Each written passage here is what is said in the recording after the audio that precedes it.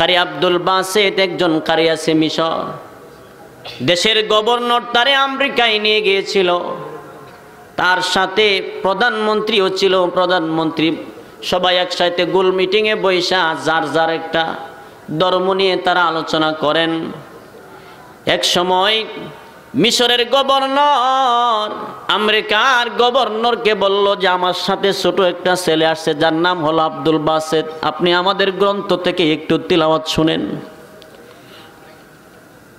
বিরাট বড় মঞ্চ সাজানো হইল, যার যার ধর্ম থেকে বক্তৃতা দেওয়া হবে। হিন্দু, বৌদ্ধ, খ্রিস্টান যার যার ধর্ম নিয়ে একজন ব্যক্তি থাকবে, সে ধর্মের পক্ষে সে বক্তব্য দিবে কার ধর্মটা সঠিক। মুসলমানের পক্ষ থেকে কারি আব্দুল বাসেতকে নেওয়া হলো। সকলের সময় 10 থেকে 15 মিনিট, কিন্তু মুসলমানের সময় মাত্র 5 মিনিট। জোরে বলেন কয় মিনিট? 5 মিনিট। মুসলমানের যখন সময় আসছে কারি আব্দুল বাসেতকে দেওয়া হলো। আব্দুল বাসেতকে যখন তিলাওয়াতের জন্য দেওয়া হলো, কারি সাহেবরা দেখবেন এইভাবে রেডি হইতে হইতে 1 মিনিট জায়গা, কি বলেন যায় কি যায় না? সব দর্শক বলে এমনি সময় 5 মিনিট, কারি সাহেব আবার এই বাপ ধরছে, তে তো আজকে মুসলমানের 12টা বাজাইছে। আবার শ্বাস নিতে নিতে গেছে গা 1 মিনিট। কয় মিনিট হয়েছে? সময় কয় মিনিট সর্বমোট? গেল গা কয় মিনিট? 2 মিনিট।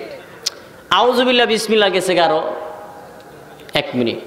সব মিলাই গেছে কয় মিনিট? 3 মিনিট। এইদিকে সিদ্ধান্ত হয়েছে যে 4 মিনিটের সময় সবুজ বাতি জ্বলবে, 5 মিনিটের সময় লাল বাতি ধরবে, অর্থাৎ তোমার সময় শেষ। কারি আব্দুল বাসেত তিলাওয়াত করবেন, জনগণ সবাই বসে আছে। মানুষ চিন্তা করলো যে মুসলমানের সময় মাত্র 5 মিনিট, আর এই লোক বাপ সাপ ধরে আউযুবিল্লাহ আর বিসমিল্লাহ থেকে শুরু শেষ করে দিয়েছে 3 মিনিট। আর কি করবো, চল আমরা জায়গা আর একটু কারি রাহস্তা, যে সময় আছে একটু দিকালই যাইস না, যতটুকু আছে একটু চেষ্টা করে দেখি না। কি বলেন? এরকম দেখবেন খেলা খেলতে গেলে, ফুটবল খেলতে গেলে গোল 4টা খাই লাইছে, কবাদ দেখেলা আরে রাহস না, আর 5টা মিনিট তো আছে খেলা লই। তারপরও চেষ্টা করে দেখে একটা গোল নি দেওয়া। কি বলেন? এরকম চেষ্টা করে কি করে না? কারি আব্দুল বাসেত 2টা মিনিট হাতে সময় নিয়া আল্লাহর কালাম থেকে তিলাওয়াত শুরু করছেন। সুবহানাল্লাহ বলবেন না? ইয়াসিন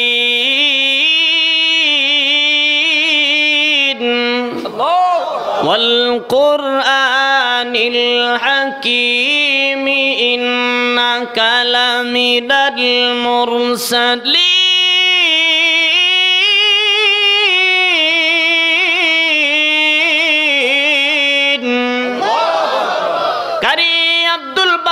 যখন মহাগ্রন্থ কোরআনুল কারীম থেকে বিসমিল্লাহির রহমানির রহিম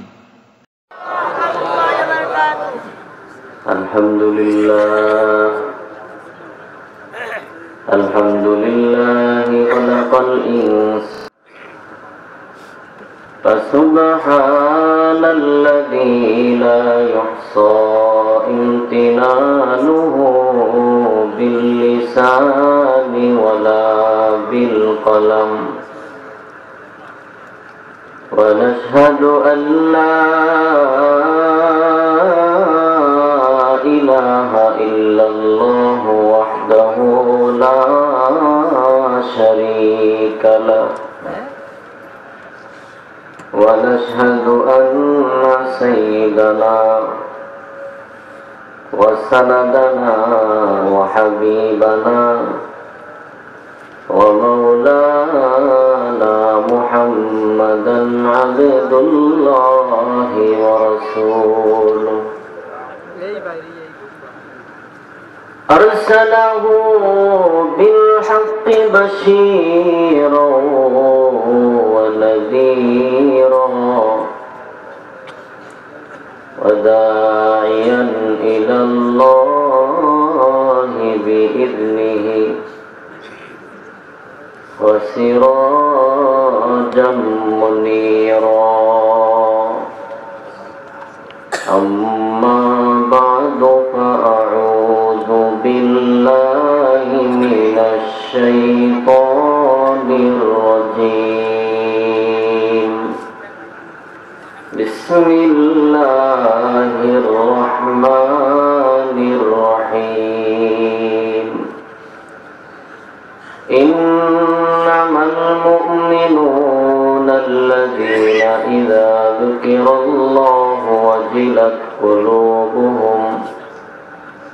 وإذا تليت عليهم آياته زادتهم إيمانا وعلى ربهم يتوكلون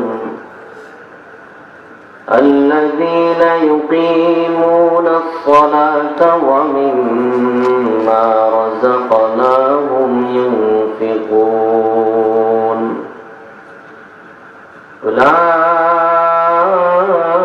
أولئك هم المؤمنون حقا لهم درجات عند ربهم ومغفرة ورزق كريم صدق الله العظيم. قال رسول الله صلى الله عليه وسلم إن الله لا ينظر إلى صوركم وأجسامكم ولكن ينظر إلى قلوبكم وأعمالكم أو كما قال النبي عليه الصلاة والسلام. وصدق رسوله النبي الحبيب الكريم ونحن على ذلك من الشاهدين والشاكرين والحمد لله رب العالمين مجيد. اللهم بارك على محمد وعلى آل محمد كما باركت على إبراهيم وعلى آل إبراهيم إنك حميد مجيد. ज़ियारत मदीना की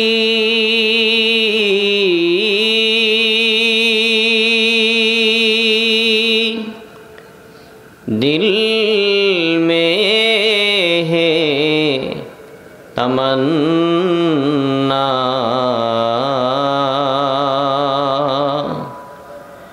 नहीं है मेरे पास सफ़र का समाना बलगल उला बिकमालिही कशफ़द्दुजा बिजमालिही हसनत जमीअ ख़ुसालिही सल्लु अलैहि व आलिही ला इलाहा इल्लल्लाह जुरे ला इलाहा इल्लल्लाह सुब्हानल्लाह वल्हम्दुलिल्लाह ला इलाहा इल्लल्लाह सुब्हानल्लाह वल्हम्दुलिल्लाह ला इलाहा इल्लल्लाह।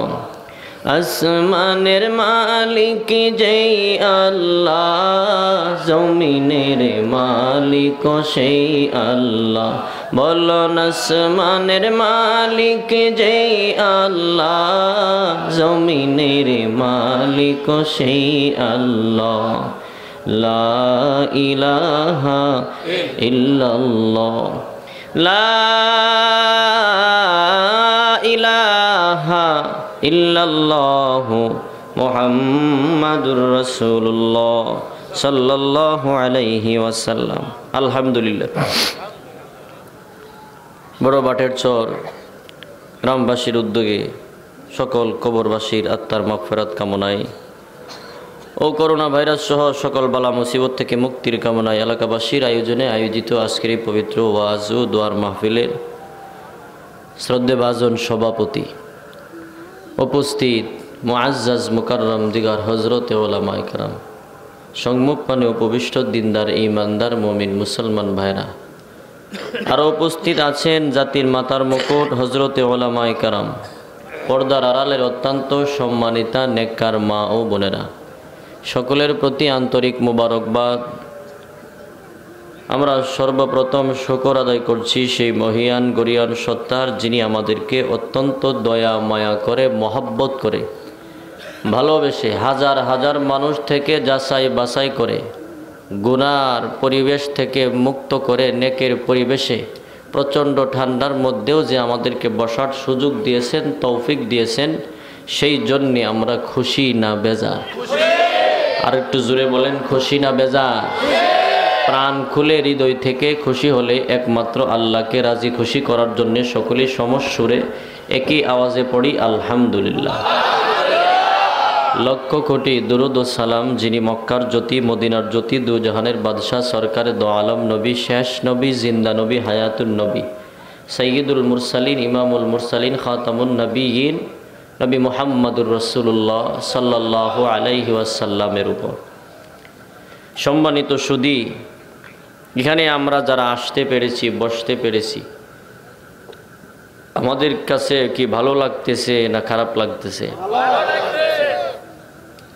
যদিও আপনি মন থেকেই কথাটা না বলেন যে ভালো লাগতেছে, যে সবাই যেহেতু বলতেছে এই জন্য আমিও বললাম, কিন্তু আপনি এখানে যতক্ষণ পর্যন্ত বসা থাকবেন রহমতের ফেরেশতারা আপনারে পাহারাদারি করবে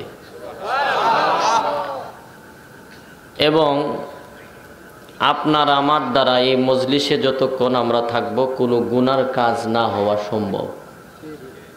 যখন এখান থেকে বের হয়ে যাব গুনাহ হওয়াটা আপনার আমার দ্বারা সম্ভব। শুধু এতটুকুই শেষ না, হাদিসে আছে যখন কোনো বান্দা নেকের পরিবেশে, নেক মজলিসে শেষ পর্যন্ত থেকে সে তওবা করে বাড়িতে ফিরল, সে যেন বেগুনাহ মাসুম হয়ে বাড়িতে ফিরে গেল। আচ্ছা বলেন তো, পৃথিবীতে কোরআন হাদিসের মজলিস ছাড়া এমন কোনো মজলিস আছে কি যেই মজলিসে আল্লাহ তাআলা বসলে পরে গুনাহ মাফ করে দেয়? জোরে বলেন, আছে? যতক্ষণ এখানে থাকবেন সাকিনায়ে রহমত, আল্লাহ তাআলার অশেষ রহমত আর বরকত শুধু আপনার আমার উপরে না, আশেপাশে যারা আছে সকলের উপরই বর্ষিত হতে থাকবে। কোরআন হাদিসের মাহফিলটারে উসিলা বানায় আল্লাহ পাক পুরো মহল্লার মানুষের উপরে আল্লাহ রহমতের নেক দৃষ্টি দিয়ে থাকাবেন। বলেন তো, এখন এখানে বসে আছি যে আমাদের জন্য লাভ না লস? দিলে বলেন, লাভ না লস? এখানে যারা আছেন কেউ বুকে হাত দিয়ে বলতে পারেন যে আমার জীবনে কোনো গুনাহ নাই? পারবেন? আমি যে বক্তা, আমি পারবো না? কি বলেন?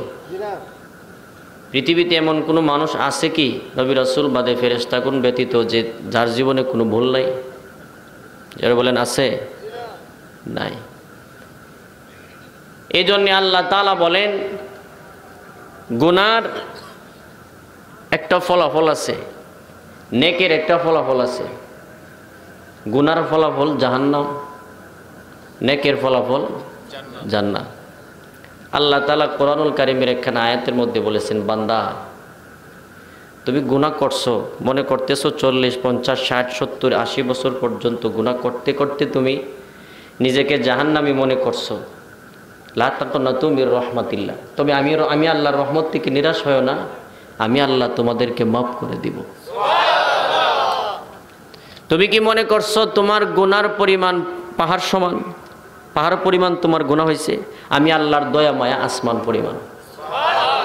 তোমার গুনাহ যদি হয় নদীর ফেনা পরিমাণ, আমি আল্লাহর দয়া মায়া সাগরের ফেনা পরিমাণ। তোমার গুনাহ যদি হয় সাগরের ফেনা পরিমাণ, আমি আল্লাহর দয়া আর মায়া হলো সমস্ত পৃথিবী পরিমাণ। সুবহানাল্লাহ জোরে বলেন। এই জন্য আল্লাহ বলেন, قل يا عبادي الذين أسرفوا على أنفسهم لا تقنطوا من رحمة الله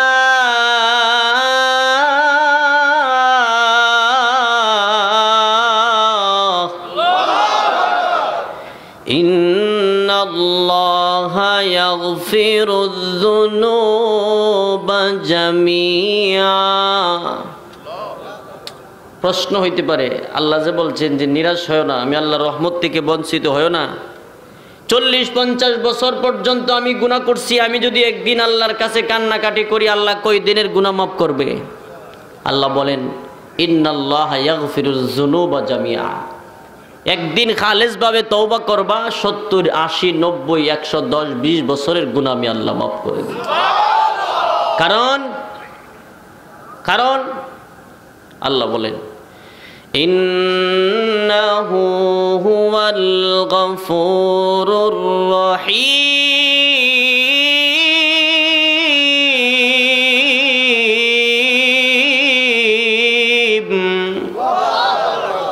আমি আল্লাহর মতো দয়ালু আর কেউ, আল্লাহর মতো এমন দয়াবান আর কেউ আসেনি? জোরে বলেন, আছে? সমস্ত আসমান আর জমিনের সমস্ত ক্ষমতা কার হাতে? ক্ষমতার মালিক কে? জোরে বলেন, কে? ওয়ালিল্লাহি মুলকুস সামাওয়াতি ওয়াল আরদি ওয়াল্লাহু আলা কুল্লি শাইইন কাদির।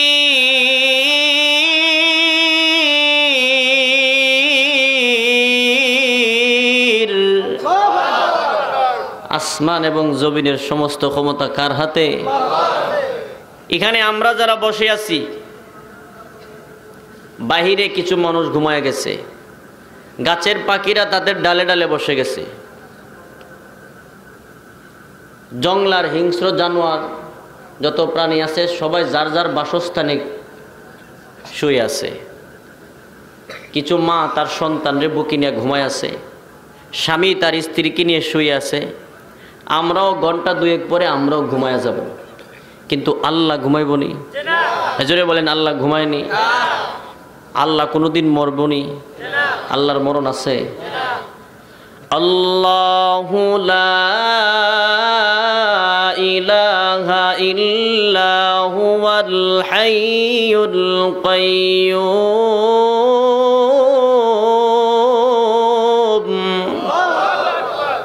লা শারীকা লাহু। আমি আল্লাহর সাথে কাহারও কোনো শরীক নাই। হাইয়ুল কাইয়্যুম তারই বলা হয় যিনি চিরঞ্জীব, যার কোনো মরণ নাই। জোরে বলেন, যার কোনো মরণ নাই। এক তো আল্লাহ মরবেন না, আমরা ঘুমায় যাব, কিন্তু আল্লাহ ঘুমাইব নি? দেখি আমার কথা। আল্লাহ বলেন, লা তাখুযুহু সিনাতু ওয়ালা নাওম।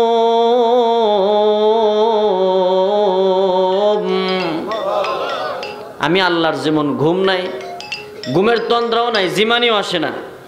আমি আল্লাহ কোনোদিন ঘুমাই না, আমার কোনো জিমানিও, জোরে বলেন, আল্লাহ কোনোদিন ঘুমায়নি?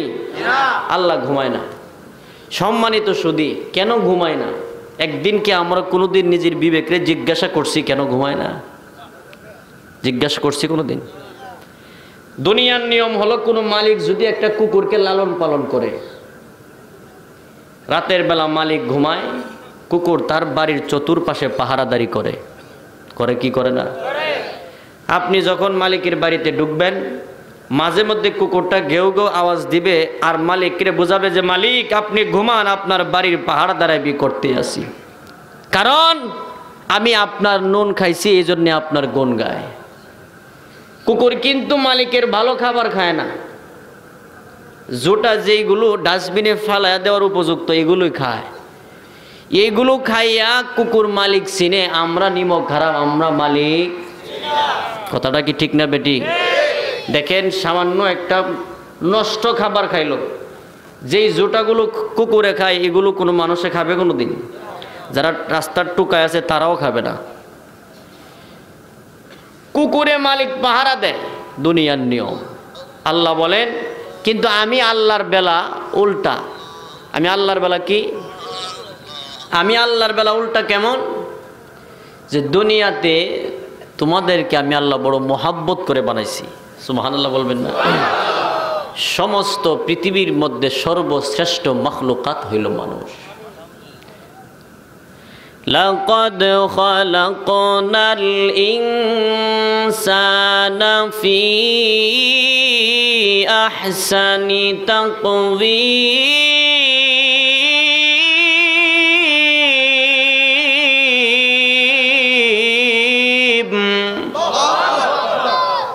আল্লাহ কসম কালামে তাকিদ দিয়ে বলতেছেন, অবশ্যই অবশ্যই আমি মানুষের সুন্দর অবয়ব দৃষ্টি দিয়া এবং নেক নজর দিয়ে তাকাই আমি আল্লাহ সুন্দর করে পৃথিবীর মধ্যে শ্রেষ্ঠ মানব হিসাবে তাদেরকে পাঠিয়ে দিয়েছি। মানুষের সাথে কোনো মানুষের মিল হয়নি। কত সুন্দর করে বানাইছেন, যেই নাকটা এখানে দিচ্ছেন নাকটা যদি পিছনে দিত কোনো কিছু নিয়ে এটা এইভাবে গ্রান শুনতে লইলে কথা ঠিক না বেটি? একটা মুখের ভিতরে পৃথিবীতে এমন মেশিন আসেনি যে এই মেশিন দিয়ে বিভিন্ন জিনিস টেস্ট করা যায়? আছে? যেটা দেয় এক্সট্রা করে, শুধু এটা দিয়ে এক্সট্রা কাজে চলে, অন্য কোনো কাজ। যেটাতে অপারেশন করে এটাতে শুধু অপারেশনের কাজ চলে, অন্য কোনো কাজ। এইটাতে পেপার বানায় যে মেশিনটা দিয়া, এই মেশিনটা দিয়া শুধু পেপারের ধারণা সে বুঝবে। বলেন তো অন্য কোনো এই টিস্যুর বানানো যাবে না এটা দিয়া? এই মেশিন দিয়ে টিস্যু বানানো যাবে? টিস্যুর স্বাদ এই মেশিন বুঝবে? যদি বলেন বুঝবে। কিন্তু মুখের ভিতরে আল্লাহ একটা টেস্টের মেশিন দিয়ে দিছে। এই জিহ্বাটার মধ্যে আপনি যখন লবণ দিবেন বুঝবেন কয়টা যন্ত্র? কয়টা? হ্যাঁ জোরে বলেন, যন্ত্র কয়টা? আমি যখন এইটা খাবো, পানিটা যদি 10-15 দিনের বাসি হয় তখন মুখে দেওয়ার সাথে সাথে বুঝবো যে পানিটা নষ্ট হয়ে গেছে। এই ক্ষমতাটা দিচ্ছেন কে? জোরে বলেন, কে দিচ্ছেন? চা পান করলাম, পান করার সাথে সাথে বললাম এটার মধ্যে আদা কমেছে, লবণ কমেছে বা চিনি কমেছে। মেশিন কয়টা? জোরে বলেন, মেশিন কয়টা? এরপরেও মানুষ তুমি চিনো না আল্লাহরে, আর কবে তুমি চিনবা? কখন তোমার সময় হবে? হঠাৎ করে তো একদিন আজরাইল যখন সামনে দাঁড়া যাবে তখন তো আর চিনার কোনো সুযোগ আছে? আল্লাহ কিন্তু আমার আপনার অনর্থক বানায় নাই, অনর্থক বানাইছে। জোরে বলেন, অনর্থক বানাইছে। أفحسبتم أنما خلقناكم عبثا وأنكم إلينا لا ترجعون।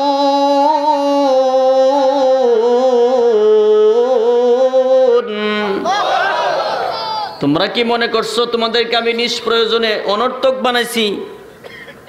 না, যদি এমনটা মনে করো ভুল। ওয়ান্নাকুম ইলাইনা লা তুরজাউন, একদিন কিন্তু আমার কাছে ফিরে আসতে হবে, আল্লাহর কাছে যাইতে হবে কি হবে না? যেই কথাটা বুঝাইতেছিলাম, কুকুর মালিক পাহারা দেয়। আল্লাহ বলেন তোদেরকে সুন্দর করে মহব্বত করে বানাইছি, এই জন্যে তোমাদেরকে আমি আল্লাহ তাআলা রাতের বেলায় স্বয়ং আমি আল্লাহ ফেরেশতাদের মাধ্যমে পাহারাদারি করি। 24 ঘন্টার ভিতরে একটা সেকেন্ড ঘুমায় না। কেন ঘুমায় না? দুনিয়ার নিয়ম হলো কুকুর যখন ঘুমায়, মালিক ঘুমাইলে কুকুর তার মালিকের পাহারাদারি করে। আমার আল্লাহ বলেন রাত দিন 24টা ঘন্টা দিলাম, এই 24টা ঘন্টার ভিতরে আমি আল্লাহ একটা সেকেন্ডও ঘুমাই না। আরে আমি আল্লাহ কেন ঘুমাই না জানো? আমি আল্লাহ 24টা ঘন্টার ভিতরে একটা সেকেন্ডও এই জন্যে ঘুমাই না,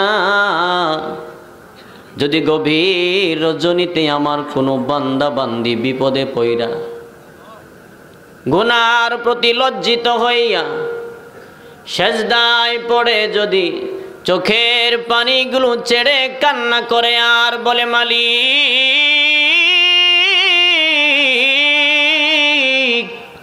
আমার মতো গুনাহগার কেউ নাই, মেহেরবানি করে তুমি আমার জিন্দিগির গুনাহগুলো মাফ করে দাও। আল্লাহ বলেন তখন যদি আমার বান্দা আমার ডাকে, আমি আল্লাহ যদি ওই সময় ঘুমায়া থাকি রে, কে তাদের ডাকে জবাব দিবে? সুবহানাল্লাহ। আমার এই বান্দা বান্দির ডাক দেওয়ার জন্যে 24টা ঘন্টার ভিতরে আমি আল্লাহ একটা সেকেন্ডও ঘুমাই না। আমারে আপনারে মাফ করার জন্য আল্লাহ ঘুমায় না। সুবহানাল্লাহ বলবেন না? এই মাহফিল থেকে যদি আমরা তওবা করে যাই, আমাদেরকে আল্লাহ মাফ করতে পারে কি পারে না? জোরে বলেন, পারে কি পারে না? অবশ্যই পারে। সম্মানিত সুধী, মানুষের চোখের পানি এটা এমন একটা পাওয়ারফুল পানি, হাসরের দিন জাহান্নামরে কেউ ফিরাইতে পারবে না। লম্বা আলোচনা। হঠাৎ করে আমার নবী কান্না শুরু করবেন, মালিক জাহান্নামটারে তুমি আটকাও।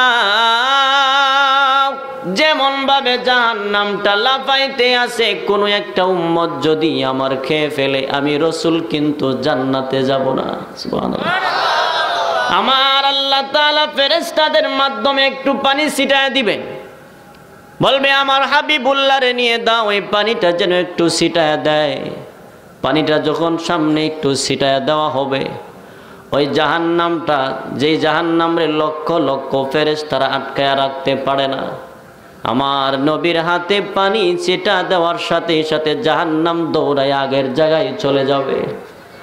আমার নবী ডাক দিয়া বলবে, এরে মালিক এটা কিসের পানি? হাউজে কাউসারের পানি নাকি জমজমের পানি না আবে হায়াতের পানি? আল্লাহ বলবেন, হাবিব এটা অন্য কোনো পানি নয়, এটা হলো আপনার গুনাহগার উম্মতের চোখের পানি। দুনিয়ার জমিনে তারা গুনাহ করেছে, গুনাহ করতে করতে নিজেরে জাহান্নামী বানানোর পর বলার আপনাদের সকলকে ইখলাস ও আমলের নিয়তে ধৈর্য সহকারে শোনার মতো তৌফিক দান করুন, বলেন আমিন। দেখেন, আমি আপনাদের সামনে যে আয়াত তিলাওয়াত করেছি, এই আয়াতের শেষে একটা আয়াত আমি পাঠ করেছি। আয়াতের মধ্যে আল্লাহ বলেন, উলাইকা হুমুল মুমিনুনা হাক্কা। কথাগুলো বুঝবেন, আমি সংক্ষেপে শেষ করে দিব। উলাইকা হুমুল মুমিনুনা হাক্কা, যে তারাই হলো সত্যিকারের মুমিন। বলেন, তারাই হলো সত্যিকারের মুমিন। তারপরে আল্লাহ বলেন, লাহুম দারাজাতুন ইনদা রাব্বিহিম ওয়া মাগফিরাতুন ওয়া রিজকুন কারীম। আগে বলছেন তারাই হলো সত্যিকারের মুমিন, পরে শব্দে বলতেছেন যে এমন মুমিন যদি হয় তাদেরকে আমি আল্লাহ সম্মানিত রিজিক দিব, জীবনের সমস্ত গুনাহ মাফ করে দিব। এখানে একটা প্রশ্ন হলো, কারা? আল্লাহ তো বলছেন তারাই হলো সত্যিকারের মুমিন। আমার আপনার জানার বিষয় হলো কারা, কে সেই মুমিন, আর এই মুমিনের মধ্যে কি এমন গুণ আছে যে মুমিন যে আল্লাহ সত্যিকারের মুমিন বলে ঘোষণা দিছে? জানার দরকার আছে না নাই? জোরে বলেন, জানার দরকার আছে না নাই? আজকে আপনাদের সামনে সেই মুমিনের কিছু বৈশিষ্ট্য আলোচনা হবে। আল্লাহ পাক আমাদের সকলকে শোনার এবং বোঝার তৌফিক দান করুন, আমিন। আপনাদের থেকে একটা ওয়াদা নিতে চাই, আপনারা কি আমাকে আর আধা ঘন্টার সময় দিতে পারবেন? পারবেন ইনশাআল্লাহ। আল্লাহ তাআলা এবার মুমিনের পরিচয় তুলে ধরতেছেন, বলছেন তারাই হলো সত্যিকারের মুমিন। পরের শব্দে বলতেছেন এমন মুমিন হইলে তাদেরকে সম্মানিত রিজিক দিব এবং জীবনের গুনাহগুলো মাফ করে দিব। বলেন তো, সম্মানিত রিজিক আর জীবনের গুনাহ মাফ হয়ে যাক, এমন দুইটা জিনিস কার কার দরকার নাই? আমাদের সকলের দরকার আছে না নাই? আজকে যদি জানতে পারি যে কি এমন কাজ করলে আল্লাহ দুইটা জিনিস আমারে দিবে, গুনাহ মাফ করে দিবে আর সম্মানিত রিজিক দিবে। দুনিয়াতে যা কিছু করে তো মানুষ শুধুমাত্র পেটের জন্যই করে, কি বলেন? পেটের জন্য করে না। সম্মানিত রিজিক খাওয়ানো দুই ধরনের আছে, একটা হলো অসম্মানী খানা, একটা হলো সম্মানী খানা। সম্মানী খানা যদি হয়, হালাল খানা যদি হয়, অল্পতে হইলে আপনার পেট ভরে যাবে। আর হারামখোর জীবন ভর খাইলেও তার পেটের সন্তুষ্টি আসবে না, এটা আল্লাহর পক্ষ থেকে আসবে না। এখন আমরা আজকে জানবো যে কি এমন বৈশিষ্ট্য থাকলে পরে আল্লাহ সম্মানিত রিজিক দিব আর জীবনের গুনাহগুলো মাফ করে দিব। এই দুইটা জিনিস যদি আমাদের হয়ে যায়, আমাদের থাকে, দুইটা দিনে যদি আমরা সকলের দরকার হয় আর এই দুইটা দিনে যদি আমাদের মধ্যে হাসিল হয়ে যায়, তাহলে আমাদের জীবনে আর কোনো কিছুর চাওয়ার পাওয়ার। যার জীবনে কোনো গুনাহ নাই সে কি জাহান্নামে যাবে? যদি বলেন জাহান্নামে যাবে। আল্লাহ যদি মাফ করে দেয়, মরার পরে একটা মানুষের সবচাইতে বড় পাওনা হইল আল্লাহ যদি বলেন নে তোরে আমি ক্ষমা করে দিলাম, এর চাইতে বড় কিছু পাওনা আর হইতে পারে? কথা ঠিক না বেটি? উলাইকা হুমুল মুমিনুনা হাক্কা লাহুম দারাজাতুন ইনদা রাব্বিহিম ওয়া মাগফিরাতুন ওয়া রিজকুন কারীম। আমার আল্লাহ তাআলা বলেন তারাই হলো সত্যিকারের মুমিন। এমন মুমিন যদি বান্দা হইতে পারে তাদেরকে আমি আল্লাহ সম্মানিত রিজিক দিব। এখন তো দুটোটাই আমাদের দরকার, ঠিক না বেঠিক? জুড়ে বলেন। এবার জানবো যে কি এমন বৈশিষ্ট্য থাকলে পরে আল্লাহ তাআলা আমার আপনার মধ্যে কি এমন গুণ থাকলে পরে আমরা সত্যিকারের মুমিনের কাতারে পড়ব। এই জন্য আমার আল্লাহ তাআলা মুমিনের পরিচয় তুলে ধরতেছেন, ইন্নামাল মুমিনুনা আল্লাযীনা ইযা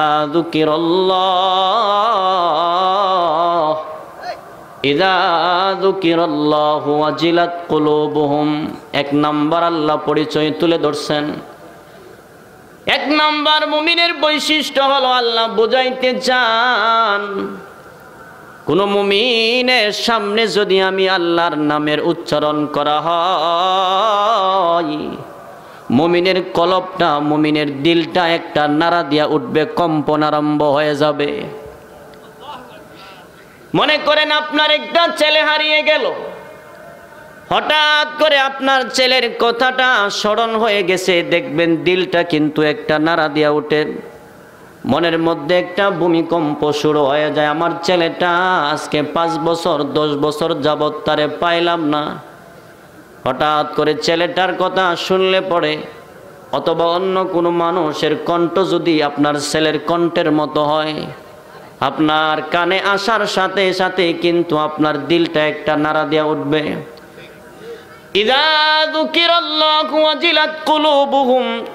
আমার আল্লাহ তাআলা বুঝায়া দিলেন, বান্দা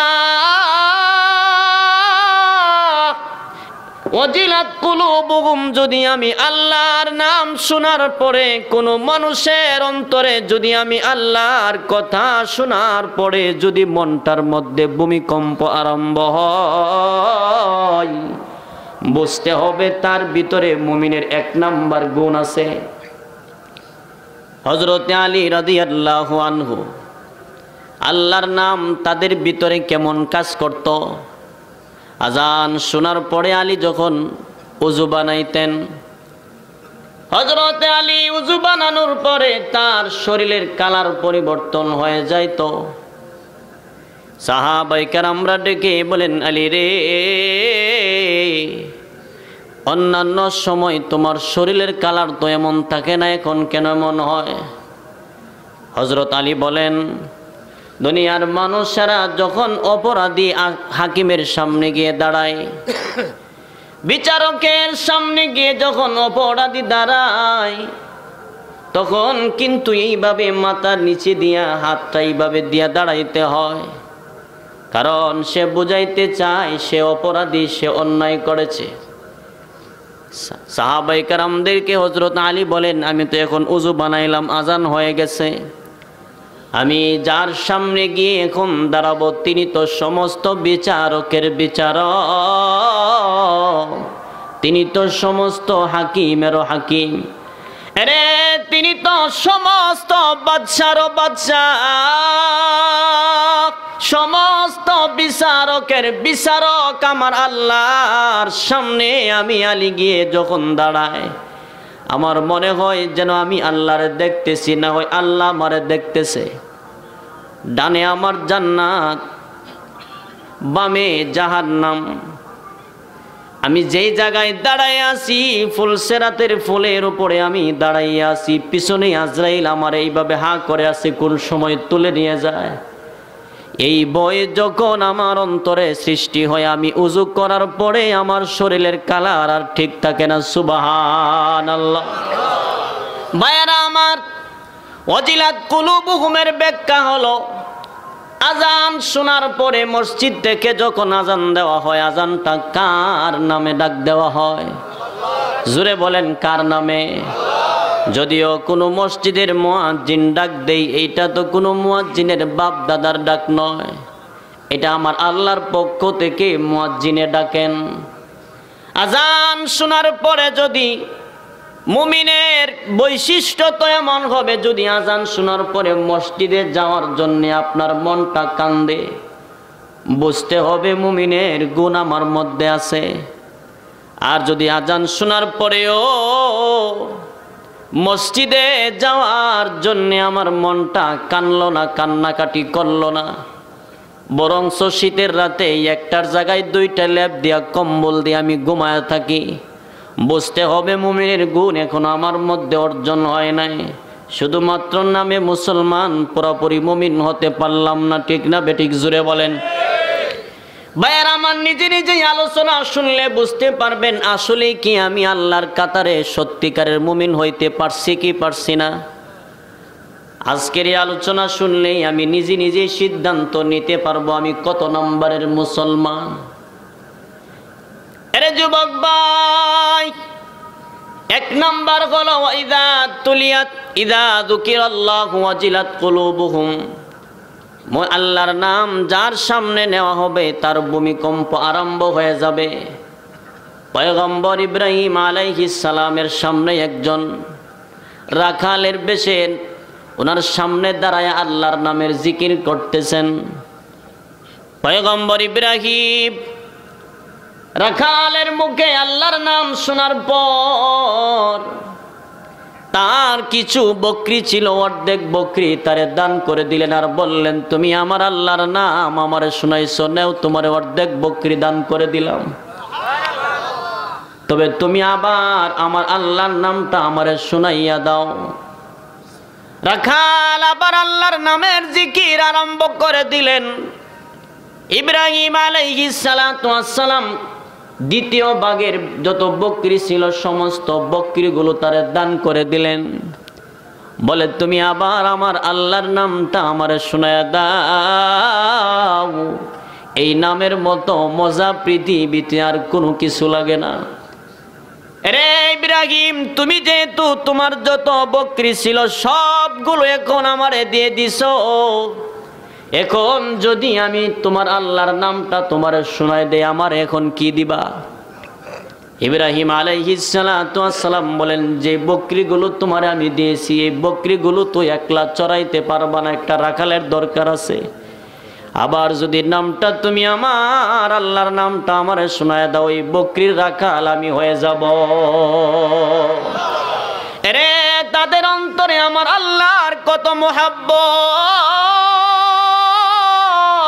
আল্লাহর জন্য কত মায়া। এই জন্যই তো আমার আল্লাহ বলেন, ইদা যুকিরাল্লাহু ওয়াজিলাত কুলুবুহুম, যদি মুমিনের সামনে আমি আল্লাহর নামের উচ্চারণ করা হয়, মুমিনের অন্তরে যদি কম্পন আরম্ভ হয়, বোঝা গেল মুমিনের এক নাম্বার গুণ তার মধ্যে আছে। সম্মানিত ভাইরা আমার, এখন আপনি নিজে নিজেই চিন্তা করেন, আজান শোনার পরে কি আমার মনটা নামাজের জন্য কান্দে নাকি? যদি কান্দে, আমি মুমিনের মধ্যে এক নাম্বার গুণ যেটা আমার মধ্যে আছে, আর যদি না কান্দে আমার মধ্যে নাই, অর্জন করার জন্য চেষ্টা করতে হবে। ঠিক না বেঠিক? জোরে কর। এক নাম্বার। দুই নাম্বার হলো وَإِذَا تُلِيَتْ عَلَيْهِمْ آيَاتُهُ زَادَتْهُمْ ঈমানা। দুই নাম্বার হলো কোরআনুল কারীমের তিলাওয়াত। কোরআনুল কারীমের তিলাওয়াত শুনলে পরে মুমিনের ঈমানের পাওয়ার বেড়ে যাবে। মুমিনের ঈমানের পাওয়ার কেমনে বাড়ে? সাহাবায়ে কেরামরা বলেন, নবী গো, ঈমানের পাওয়ার আবার কেমনে বাড়ে? আমার নবী বলেন, কোরআনুল কারীমের তিলাওয়াত শুনলে যদি তোমার কাছে মজা লাগে আর ভালো লাগে, বুঝতে হবে তোমার ঈমানের পাওয়ার বাড়তে আছে। কোরআনের তিলাওয়াত শোনার পরে যদি তোমার কাছে মজা না লাগে, ভালো না লাগে, বুঝতে হবে তুমি এখনো পর্যন্ত মুমিন না, তোমার ঈমান দুর্বল হয়ে যাচ্ছে। এখন যদি আমি প্রশ্ন করি, এখানে যারা আছেন তাদের কাছে কোরআন শরীফ ভালো লাগে না খারাপ লাগে? ভালো। আপনারা সবাই জানি বলবেন যে ভালো লাগে, কিন্তু যুবকদের মোবাইলে যদি চেক করা হয়, হিন্দি গান আর ডিজে গান ছাড়া আর কোনো কিছু পাওয়া যাবে না। কথা ঠিক না বেটি? 7-8 বছরের বাচ্চার হাতের মোবাইলে এমন হিন্দি গান আর ডিজে গান বাজে, এর 14 গোষ্ঠী ওইটার অর্থ বুঝে না। কথা ঠিক না বেটি? জুড়ে বলে। আচ্ছা বলেন তো, বিয়ে শাদী মুসলমানের জন্য ফরজ না নেকের কাজ না গুনার কাজ? জুড়ে বলেন, নেকের কাজ না গুনার কাজ? এই গুনার কাজটা নেকের কাজটা উদ্বোধন করে গুনার যন্ত্র দিয়া। আপনাদের এখানে মনে হয় নাই? আছে। বিয়ের সময় যদি 2টা 4টা বক্স আর নর্তকী যদি বাড়িতে আই না না নাচাইতে পারে, হিন্দি ডিজে গান না বাজাইতে পারে, কয়ের বিয়াটা সুবিধা হয়েছে না? কথা কোন ঠিক না বেটি? মেম্বারের ফুতের বিয়ের মধ্যে 4টা বক্স আনছে, চেয়ারম্যানের বিয়ের মধ্যে নাকি শুনছি 10-12টা বক্স আনবো। আগে আনছিল ঢাকা থেকে না নাচ নেওয়ালি, হে নাকি রংপুর থেকে নাচ নেওয়ালি আনবো, আর দূর থেকে আনবো। আনে কি আনে না? একটা ভালো কাজের মধ্যে যদি গুনার জিনিস দিয়ে উদ্বোধন করা হয়, শয়তান এখান থেকেই শুরু হবে। ওই ছেলে এবং মেয়ের গর্ভ থেকে কোনোদিন ভালো সন্তানের আশা করা সম্ভব না। কথা ঠিক না বেঠিক? ভাইয়েরা আমার, এর যুবক ভাই, যেই গান শুনে তুমি ঘুমাও, যেই গান শুনতে শুনতে তুমি ঘুমায়া যাও, আমি তোমাদেরকে বইলা যাই অন্তত পক্ষে 1 সপ্তাহ তুমি কোরআনুল কারিমের তিলাওয়াত কানে লাগায়া ঘুমাইও। যদিও তুমি অর্থ না বুঝো, তুমি যতক্ষণ পর্যন্ত শুনবা তোমার আমলনামায় সওয়াব দিবে কে? জোরে বলেন কে? আরে যুবক ভাই, এমনও তো হইতে পারে গান শুনতে শুনতে যদি আপনি মারা যান, ফেরেশতারা শেষ ভালো যার সব ভালো তার, এটাই কিন্তু লিখে নিবেন। এই অবস্থায় সে মরছে। কোরআন তিলাওয়াত শুনতে শুনতে যদি আপনার ঘুমের ঘরে মরণ হয়ে যায়, ফেরেশতারা যদি সার্টিফিকেট দেয় সে কোরআন শুনতে শুনতে মরছে, আল্লাহ বলেন এই কোরআন শুনলে ওয়ালার কবরের আযাব মাফ করে দেয়। কোরআনের বরকত আছে না নাই? জুড়ে বলেন আছে না নাই? এটা এমন একটা কিতাব যার পরে আর কোনো কিতাব দুনিয়াতে আসে নাই। এটা এমন একটা নবীর উপরে নাজিল হয়েছে, এমন একজন নবীর উপরে নাজিল হয়েছে যেই নবীর পরে আর কোনো নবীও দুনিয়াতে, জোরে বলেন, আসবে। আনা খাতামান নাবিয়্যিন লা নাবিয়্যা বাদি। আমার নবী বলেন, আমি রাসূল দুনিয়ার জমিন থেকে যদি বিদায় হয়ে যায়, আমার পরে আর কোনো নবী আসবে না। আসছে নাকি নবী? যেটা আসছে এটা তো টাটিত পড়ে মরছে, বাথরুমে পড়ে মরছে। কি বলেন, মরছে কি মরছে না? ভাইরা আমার, এই জন্য দামি একটা কিতাব যার নাম হইল কোরআন। এই কোরআন শরীফের কোনো একটা হরফ যদি কেউ মুখ দিয়ে উচ্চারণ করে, আমার আল্লাহ তাআলা তার আমলনামায় একটা হরফের বিনিময়ে 10টা করে নেক দিয়া দেন। ভাইরা আমার, এই জন্যই তো আল্লাহ তাআলা বলেন, ওয়া ইযা তুলিয়াত আলাইহিম আয়াতুহু যাদাতুহুম ঈমানা। মুমিনের 2 নাম্বার আলামত হলো কোরআন তিলাওয়াত শুনলে মজা লাগবে, ইমানের পাওয়ার বাড়বে।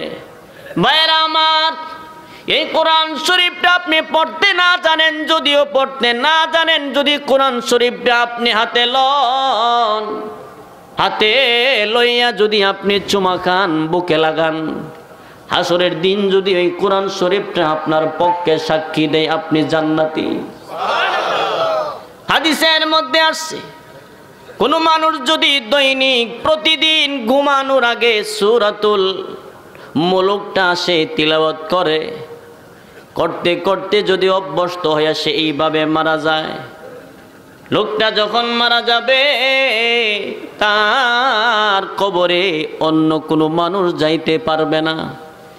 যখন তারে কাফন দাফন করানো হবে, ওই সূরাতুল মুলুকটা একটা পাখির সূরত ধরে তার কবরের ভিতরে ঢুইকা যাবে।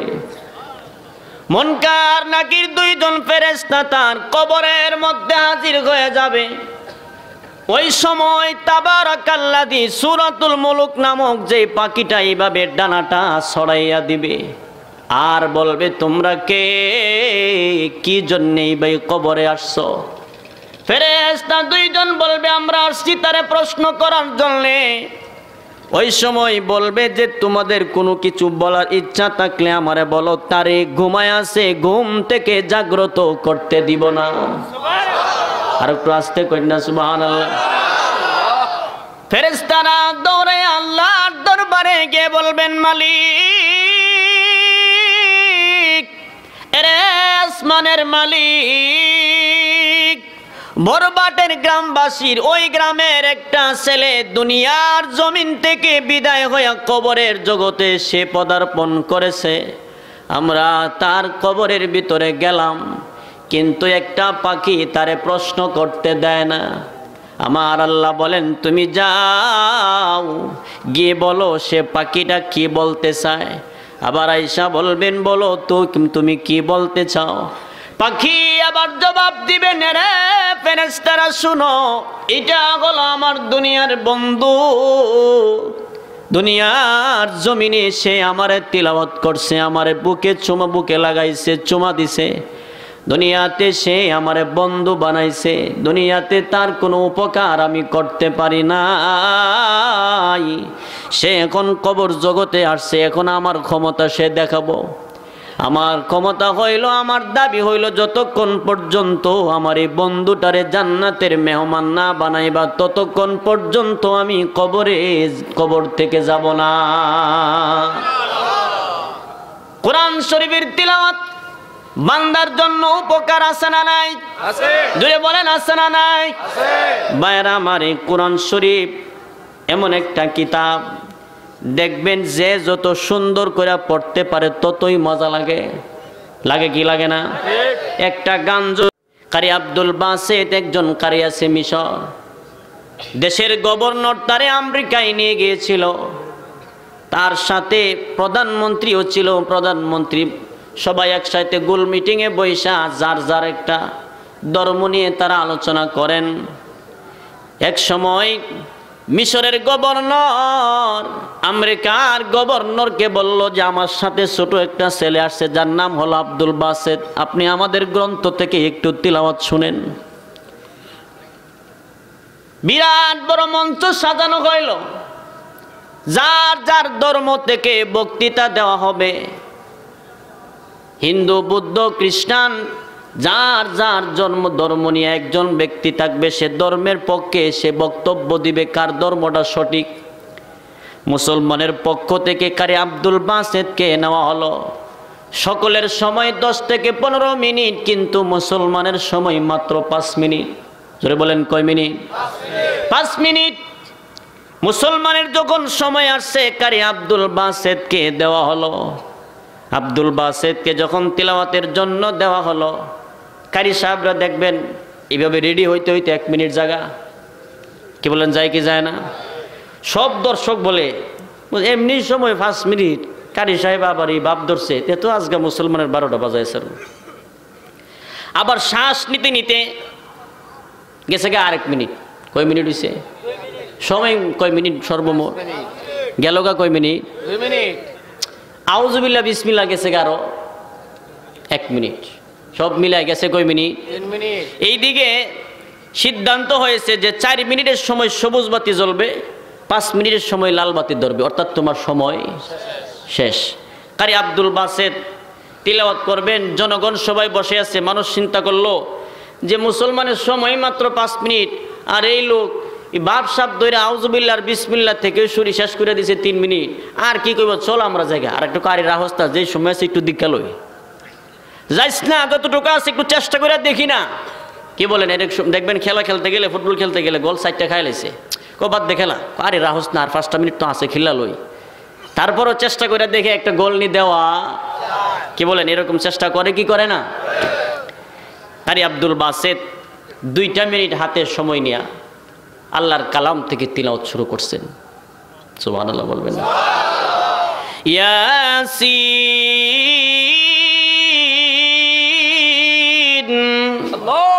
ওয়াল কুরআনিল হাকীম ইন্নাকা লামিনাল মুরসালিন।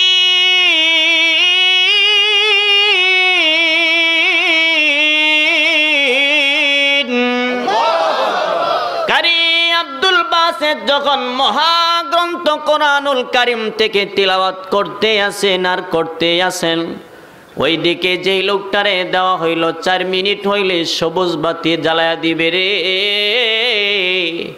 লোকটা এই জায়গায় দাঁড়ায় আছেন। যেই লোকটা 5 মিনিট হইলে লাল বাতির সিগন্যাল দিবে, ওই লোকটা সেখানে দাঁড়ায় আছেন। এক পর্যায়ে কারি আব্দুল বাসিত যখন পড়লেন সাদাকাল্লাহুল আযীম, সাদাকাল্লাহুল আযীম, এই সময় সবুজ বাতি যিনি ধরাবেন, যিনি জ্বালাবেন, ওই লোকটা ডাক দেয়া বলেন, আব্দুল বাসিত তোমার তিলাওয়াত বন্ধ কইরো না, তোমার সময় আরো আছে।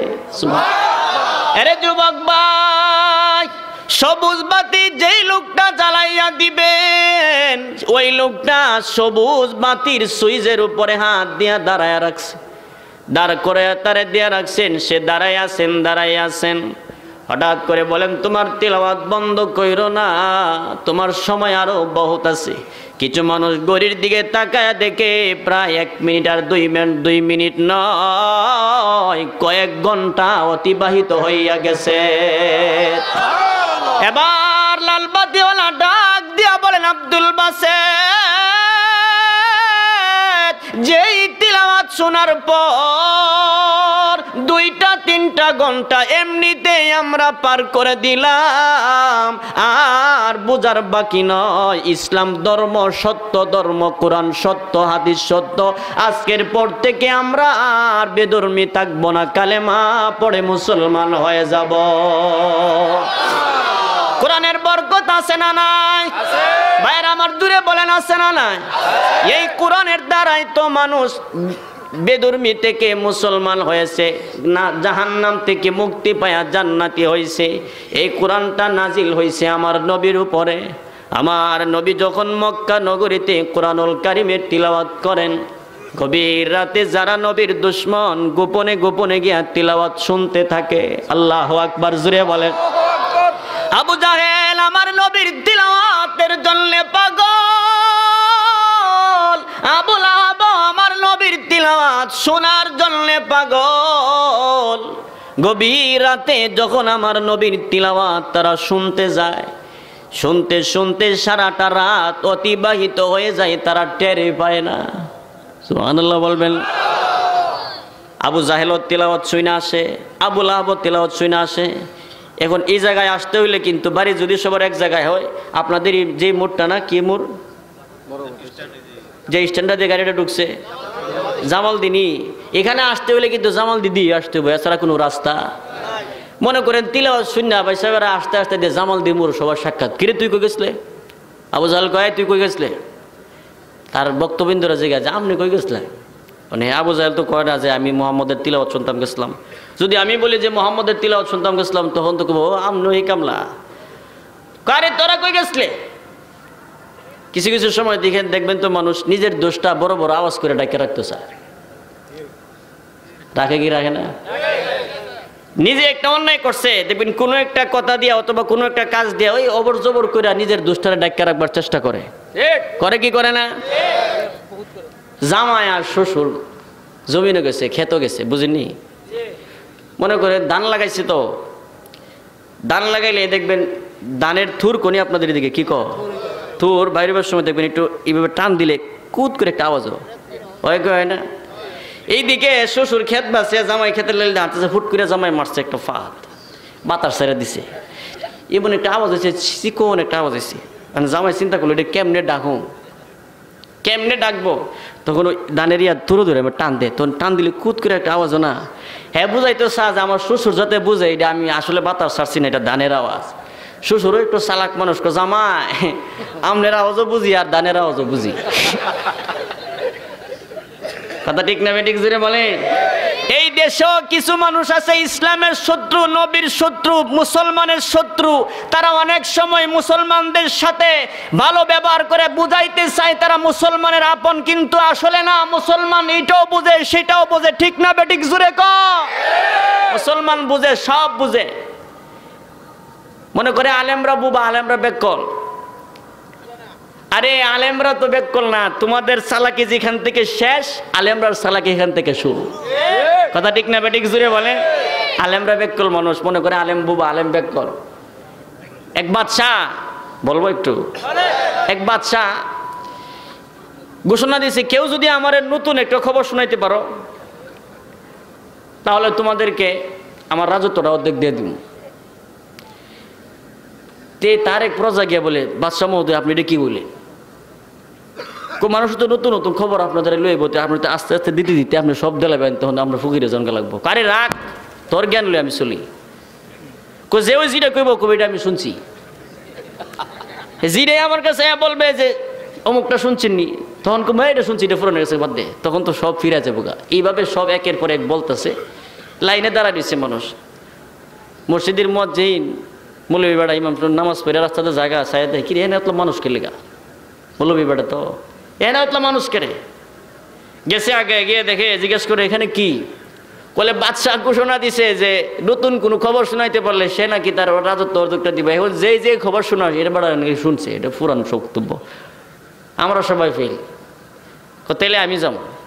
ওই কিছু মানুষ মৌলবীর টিটকারি করে, তুমি যাইবা? হ্যাঁ যাও, মসজিদের মসজিদ যাও, গিয়ে কি করবা? আমরা বড় বড় মাতাওয়ালারা, ব্যারিস্টার, এমপি, মন্ত্রী, মিনিস্টার, শিক্ষিত লোকেরা সবাই ফেল হয়ে গেছি, আর তুমি যাইবা আমি 3টা চাকরি করো, যাও। কত আমি যাবো গেছে। কিছু মানুষ মৌলবীর টিটকারি করবার লেগে গেছে, দিয়ে এবারে ফিরাইলে দিমু আজকে মিমাম সাহেবের সাইজটা করুন, কইসলাম না বলে যাইও না। এখন ইমাম সাহেব গিয়া, মৌলবী মানুষ তো বাদশার সামনে গিয়ে আসসালামু আলাইকুম। ওয়ালাইকুম সালাম। এখন একে কইতেছে যে আমার আব্বা যে আপনার থেকে 5 কোটি টাকা হয়তো আপনি জানেননি। এখন চিন্তা করলো যদি কই বলে জানি না তাহলে তো নতুন খবর, আর যদি কই বলে জানি তাহলে দেন 5 কোটি টাকা দেন। কি বলেন? এই গিয়ে বলতেছে বাদশা মহোদয় শুনেন, আমার আব্বা যে আপনার থেকে 5 কোটি টাকা পাইতো আপনি জানেন? মাথা গরম হয়েছে, কি কইলি? যদি কই বলে জানি তো দেন, টাকা দেন, মানুষের সামনে তো ইয়ে হয়েছে বোকা। আর যদি কেউ বলে জানি না তাহলে রাজত্ব অর্ধেকটা দেন। এদিকে কিছু মানুষ আছে না টিটকারি মস্কারি করে, দাঁড়ায় রয়েছে, আহারি মৌলবী কি বেকার দাঁত ফেলাইলো বাচ্চারে, 3টা দামে চাকরি করে আজকে তো লাল। গিয়ে বলতেছে যে জানি না তো, আমি তো জানি। বাচ্চা চালাক তো, চিন্তা করলে 3 কোটির থেকে আমি অর্ধেক রাজত্ব থেকে 3 কোটি টাকা দিলাম, এটা বলা এত বড় রাজত্ব থেকে 3 কোটি টাকা দিলে আমার কমতো না, এটা বলা। জানি তো জানি, কোথায় বলে যাও, দেন তাড়াতাড়ি দেন। মানুষের সামনে টাকা দেওয়ার মনে মনে মোল্লা তোর সাথে আর ভাবলাম না রে। তোমাদের চালাকি যেখানে শেষ, আলেমদের চালাকি সেখান থেকে শুরু, ঠিক না বেঠিক? জুড়ে কর। আলেমদের সাথে পাল্লা দিও না, কারণ মরার সময় আলেম তোমার কাজে লাগবে, দুনিয়াতে আসার সময় লাগছে, মাঝখানে যতদিন আসি ততদিনও লাগবে, দুনিয়াতে যাওয়ার সময়ও। আরে যারা আলেমদের বিরুদ্ধে কথা বলে বুঝে না তো, বুঝে না। এই আলেম যদি আমার আপনার বিবাহের কাজে না লাগতো, আমার ছেলে সন্তান যারও সন্তান হইতো। কথা ঠিক না বেটি? ভাইয়েরা আমার, যেই কথাটা বুঝাইতেছিলাম, কোরআন শরীফের দাম আছে না নাই? আবু জাহেল আবু লাহাব আসছে, সাক্ষাৎ হইছে, থেকে তিলাওয়াত শুরু করে দিলেন। আবু জাহেল মনে মনে চিন্তা করেন, আমি যেহেতু আমার সমস্ত প্রজাদেরকে নিষেধ করছি, মনে হয় তারা আজকে আসবে না, আমি যাই তার তিলাওয়াত শুনতে যাই। তার যত প্রজা ছিল তারা মনে মনে সিদ্ধান্ত নিল, আমাদের নেতাই যেহেতু নিষেধ করছে, নেতা কি আর যাইব, আমরা যাই। ভাইরা আমার, দাঁড়ায় গিয়ে দেখেন সকাল বেলা যখন আবার বাড়ির দিকে রওনা হয়, দেখেন সবাই একসাথে দাঁড়াইয়া গেছে। আবু জাহেল ডাক দিয়া বলেন, রে মুহাম্মদ তো বড় জাদুকর হয়ে গেছে, মুহাম্মদের কাছে কেউ যাইবা না। নাউজুবিল্লাহ। মুহাম্মদ জাদু শিখছে, তেমন কি জাদুর মন্ত্র পাঠ করে, তার জাদুর মন্ত্র শুনলে পরে মানুষ মুসলমান হয়ে যায়। ভাইয়েরা আমার, আমি যেই কথাটা বুঝাইতেছিলাম কোরআনের পাওয়ার কেমন, আমার নবীর সাথে মোকাবেলা করার জন্য একজন জাদুকর বাড়া করে আনছেন, যার নাম হইল জামাত, বাড়ি হইল ইয়ামেন। ইয়ামান থেকে জাদুকররে বাড়া করে আনছে, আমার বাতিজার সাথে লড়াই করবা। আমার দেশে আমার একটা বাতিজা আছে, যার নাম হইল মুহাম্মদ। সে কোরআনুল কারীম থেকে তিলাওয়াত করে আর মানুষ পাগল হয়ে যায়। তুমি যাইবা, যদি মুহাম্মদ রে হারাইতে পারো, তোমারে আমরা অনেক পুরস্কার দিব। জামাত আমার নবীর সামনে দাঁড়াইয়া গেলেন। দিন তারিখ ঠিক করার পরে আমার নবীর সামনে দাঁড়াইয়া জামাত এবার আমার নবীরে বলেন, এরে আব্দুল্লাহর বেটা মুহাম্মদ, আমি শুনেছি তুমি নাকি জাদুর মন্ত্র পাঠ করো। আমার নবী বলেন, জামাত রে,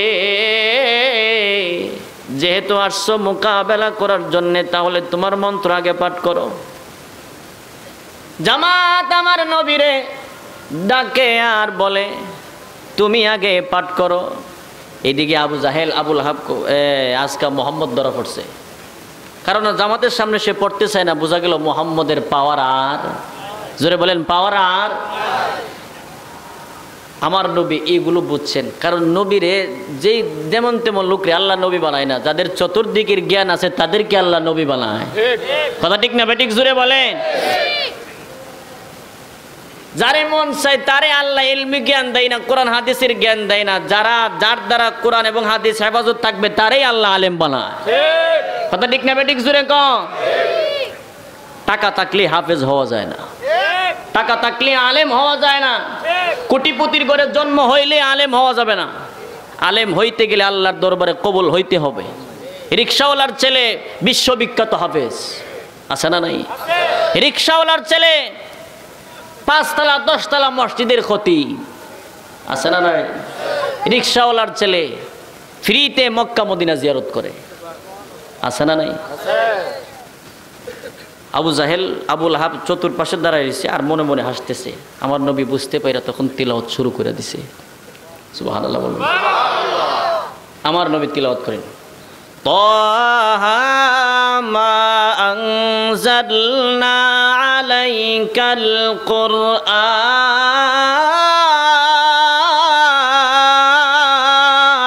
আল্লাহু আকবার, মা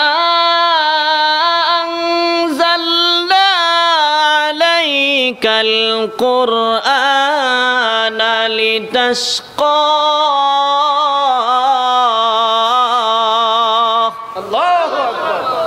আমার নবী যখন কোরআনুল কারীম থেকে তিলাওয়াত করতেছেন আর করতেছেন, জামাত আমার নবীর নুরানি চেহারাটার দিকে এক পলকে তাকাইয়া আছেন, অন্য কোনো দিকে দৃষ্টি দেয় না। আমার নবীর তিলাওয়াত শুনতেছেন আর শুনতেছেন, জামাতের অন্তরে আস্তে আস্তে হিট লাগতেছেন হেদায়েতের মালিককে। জোরে কোন হেদায়েতের মালিককে? জামাতের চোখ দিয়া ঝর্ণার মতো পানিগুলো ঝর্ণার মতো ছাড়ে। আমার নবী এক পর্যায়ে কোরআনুল কারীমের তিলাওয়াত বন্ধ করে দিলেন, তারপরেও জামাতের নজর অন্যদিকে যায় না। সুবহানাল্লাহ। আমার নবী ডাক দিয়া বলেন, রে জামাত, আমার সাথে মোকাবেলা করার জন্য তোমারে আমান থেকে ভাড়া করে আনছি, এবার তুমি তোমার জাদুর মন্ত্র পাঠ করো। কিছু সময় দেখবেন মানুষ যখন দেনে পড়ে অন্য কে কি বলল তার কানে কিন্তু যায় না। আমার নবীর দিকে জামাত এমন সুন্দর ভাবে তাকাই আছে, এক পলকে তাকাই আছে, কে কি বলল জামাতের আর কোনো খবর নাই। হঠাৎ করে জামাতের গায়ে যখন হাত দিল, জামাত চমকিয়া উঠল, ডাক দিয়া বলেন, রে আব্দুল্লাহর বেটা মুহাম্মদ, তোমার তিলাওয়াত আরো করো গো। আমি জামাতের জীবনে এমন সুন্দর কোরআনের তিলাওয়াত আমার জীবনে আমি শুনি নাই। সুবহানাল্লাহ। আমার জীবনে কত জাদুর মন্ত্র আমি পাঠ করলাম, যে জাদুর মন্ত্র দিয়া কোনোদিন আমার অন্তরে হিট লাগলো না, কোনোদিন মানুষ অবাক হইল না। এরে আবু জাহেল আবুল আহাব, তোদেরকে আমি সাক্ষী রেখে মুহাম্মদ যদি পাগল হয় তার সাথে আমিও পাগল হয়ে গেলাম। লা ইলাহা ইল্লাল্লাহু মুহাম্মাদুর রাসূলুল্লাহ সাল্লাল্লাহু আলাইহি ওয়াসাল্লাম। সুবহানাল্লাহ। জোরে কও। মুসলমান হয়ে গেছে। এবার বলেন তো কোরআনের পাওয়ার আছে না নাই? মুমিনের 2 নাম্বার গুণ হলো মুমিন কোরআন তিলাওয়াত শুনলে যদি মুমিনের কাছে ভালো লাগে তাহলে মুমিন 2 নাম্বার গুণটা তার ভিতরে আছে। যদি বলেন আছে না নাই? আছে। এক হাদিসে আল্লাহ রাসূল বলেন মান ক্বারাআল কুরআন ফাস্তাযহারাহু ফাআহাল্লা হালালাহু ওয়া হাররামা হারামাহু আদখালাহু আল্লাহুল জান্নাহ ওয়া শাফাআহু ফি আশারিন মিন আহলি বাইতিহি কুল্লুহুম কদ ওয়াজাবাত লাহুন্না। যে ব্যক্তি কোরআনের হাফেজ হবে, ভাইয়েরা আমার উঠা বসা করবেন না, আমি অল্প কিছুক্ষণের মধ্যে ছেড়ে দিব। আর 5 মিনিট সময় দিবেন? 5 মিনিট। কোন একটা ছেলে যদি কোরআনের হাফেজ হয় সে দুনিয়াতে হালাল হারাম বেঁচে চলে যাইতে পারে। আল্লাহ রসুল বলেন এই লোকটা যখন মারা যাবে হাসরের দিন আল্লাহ তাআলা তারে জান্নাতে দিবেন। শুধু এতটুকুই শেষ না, আল্লাহ বলবেন এই হাফেজ তোমারে আমি আল্লাহ তাআলা এমন একটা পাওয়ার দিলাম ওয়াশাফাআহু ফি আশারিন মিন আহলি বাইতিহি কুল্লুহুম কদ ওয়াজাবাত লাহুন্না। আরে দুনিয়ার জমিনে তুমি আমার কোরআনকে হেফাজত করছো, আমার কোরআনটারে তুমি মুখস্থ করেছো, আজকে তোমারে তো আমি জান্নাতে দিলাম। তোমারে আমি আল্লাহ একটা পাওয়ার দিতেছি। পাওয়ার বলে কিসের পাওয়ার? বলে তুমি তোমার আত্মীয় স্বজন থেকে 10টা লোকের জান্নাতে নিয়ে যাও। আর একটু আস্তে কই না সুবহানাল্লাহ। আরে যুবক ভাই, শুধু তাই নয়, শুধু তাই নয়, হাসরের ময়দানে এক একটা কোরআনের হাফেজের মা এবং বাবার মাথার মধ্যে একটা টুপি পরাইয়া দেওয়া হবে। এই টুপিটার এত আলো হবে, এত পাওয়ার হবে, সূর্যের আলো নিভে যাবে। ওই সময় মানুষগুলো ডেকে ডেকে বলবেন কে রে যার মাথায় এত সুন্দর একটা নূরের আলোর মতো টুপি দিয়ে রাখছেন? ওই সময় কিছু সংখ্যক মানুষেরা বলবে হাইরে আমার দিয়ে অনেক টাকা ছিল, আমার মাথার দিয়ে টুপি নাই। আমার পাশের বাড়ির ছেলেটা রিক্সা চালাইতো, রিক্সা চালায় ছেলেটারে কোরআনের হাফেজ বানাইছে, আজকে দিয়ে রিক্সাওয়ালার মাথায় নূরের টুপি দেখা যায়। ওই সময় মানুষগুলো আফসোস করে কান্নাকাটি করবে আর বলবে ওই সময় যদি আমার একটা ছেলেরে আমি কোরআনের হাফেজ বানাইতে পারতাম তাহলে আমি কামিয়াব হয়ে যাইতাম। কোরআনের দাম আছে না নাই? জোরে বলেন আছে না নাই? ভাইরা আমার, এই জন্য আল্লাহ তাআলা বলেন কোরআন এমন একটা কিতাব, এমন সুন্দর করে আমি আল্লাহ দুনিয়াতে নাজিল করেছি। দেখবেন কোরআন শরীফটারে আল্লাহ এমনভাবে পড়ার নিয়ম দিয়ে দিয়েছেন, কেউ যদি ইচ্ছা করে নরমালেও পড়তে পারবে, কেউ ইচ্ছা করলে আরও তাড়াতাড়ি পড়তে পারবে, কেউ যদি ইচ্ছা করে একদম স্পিডে সেও পড়া সম্ভব। কথা ঠিক না বেঠিক? জোরে কর। কোনো গান প্রথম যেই নিয়মে বাইরিব এই নিয়মে গাইতিব, অন্য কোনো নিয়মে গাইলে কুত্তাও শুনতো না। কথা ঠিক না বেঠিক? জোরে কর। দেখবেন কোরআন শরীফ কয়েকভাবে তিলাওয়াত করা যায়। ফজরের সময়, এশারের সময়, মাগরিবের সময়, অনেক সময় ইমাম সাহেবরা তিলাওয়াত করে। যদি আলহামদুলিল্লাহ কণ্ঠস্বরটা একটু ভালো হয় তখন দেখবেন মুসল্লিরা নামাজ পড়তে মজাই লাগে। লাগে কি লাগে না? কত রাকাত পড়লো এই খেয়াল নাই কোরআনের মজার কারণে। আর কোরআনের মধ্যে আল্লাহ তাআলা বিভিন্ন রকমের বিভিন্ন ধরনের মজা দিয়া দিচ্ছেন। ঠিক না বেঠিক? জোরে কোন। দেখবেন ওয়াক্তিয়া নামাজের মধ্যে যখন তিলাওয়াত করে এর মধ্যে একটা মজা, যখন ইমাম সাহেব তিলাওয়াত করেন আলহামদুলিল্লাহি রাব্বিল আলামিন আর রহমানির রহিম মালিকি ইয়াউমিদ্দিন ইয়্যাকা না'বুদু ওয়া ইয়্যাকা নাস্তাঈন ইহদিনাস সিরাতাল মুস্তাকিম সিরাতাল লাযীনা আন'আমতা আলাইহিম গায়রিল মাগদুবি আলাইহিম ওয়ালাদ-দাল্লিন। মজা লাগে কি লাগে না? এটার মধ্যে এক ধরনের মজা। আরেকটা সুর আছে দেখবেন কারি সাহেবরা লম্বা সুর দিয়ে পড়ে, এটার মধ্যে আরেক ধরনের মজা। কি বলেন, মজা লাগে কি লাগে না? আলহামদুলিল্লাহি রাব্বিল আলামিন আর রহমানির রহিম মালিকি ইয়াউমিদ্দিন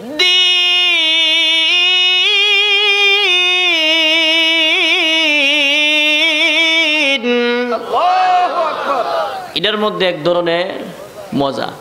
আরেকটা দেখবেন তিলাওয়াত, আরেক রকমের তিলাওয়াত যখন রমজান মাসে হাফিজ সাহেবরা তিলাওয়াত করে খতম তারাবি, এটার মধ্যে আরেক ধরনের মজা লাগে কি লাগে না? আলহামদুলিল্লাহি রাব্বিল আলামিন আর রহমানির রহিম মালিকি ইয়াউমিদ্দিন ইয়্যাকা না'বুদু ওয়া ইয়্যাকা নাস্তাঈন ইহদিনাস সিরাতাল মুস্তাকিম সিরাতাল লাযীনা আন'আমতা আলাইহিম গায়রিল মাগদুবি আলাইহিম ওয়ালাদ-দাল্লিন। মজা লাগে কি লাগে না? ইয়াসআলুনাকা আনিল আনফাল কুলিল আনফালু লিল্লাহি ওয়ার রাসূল।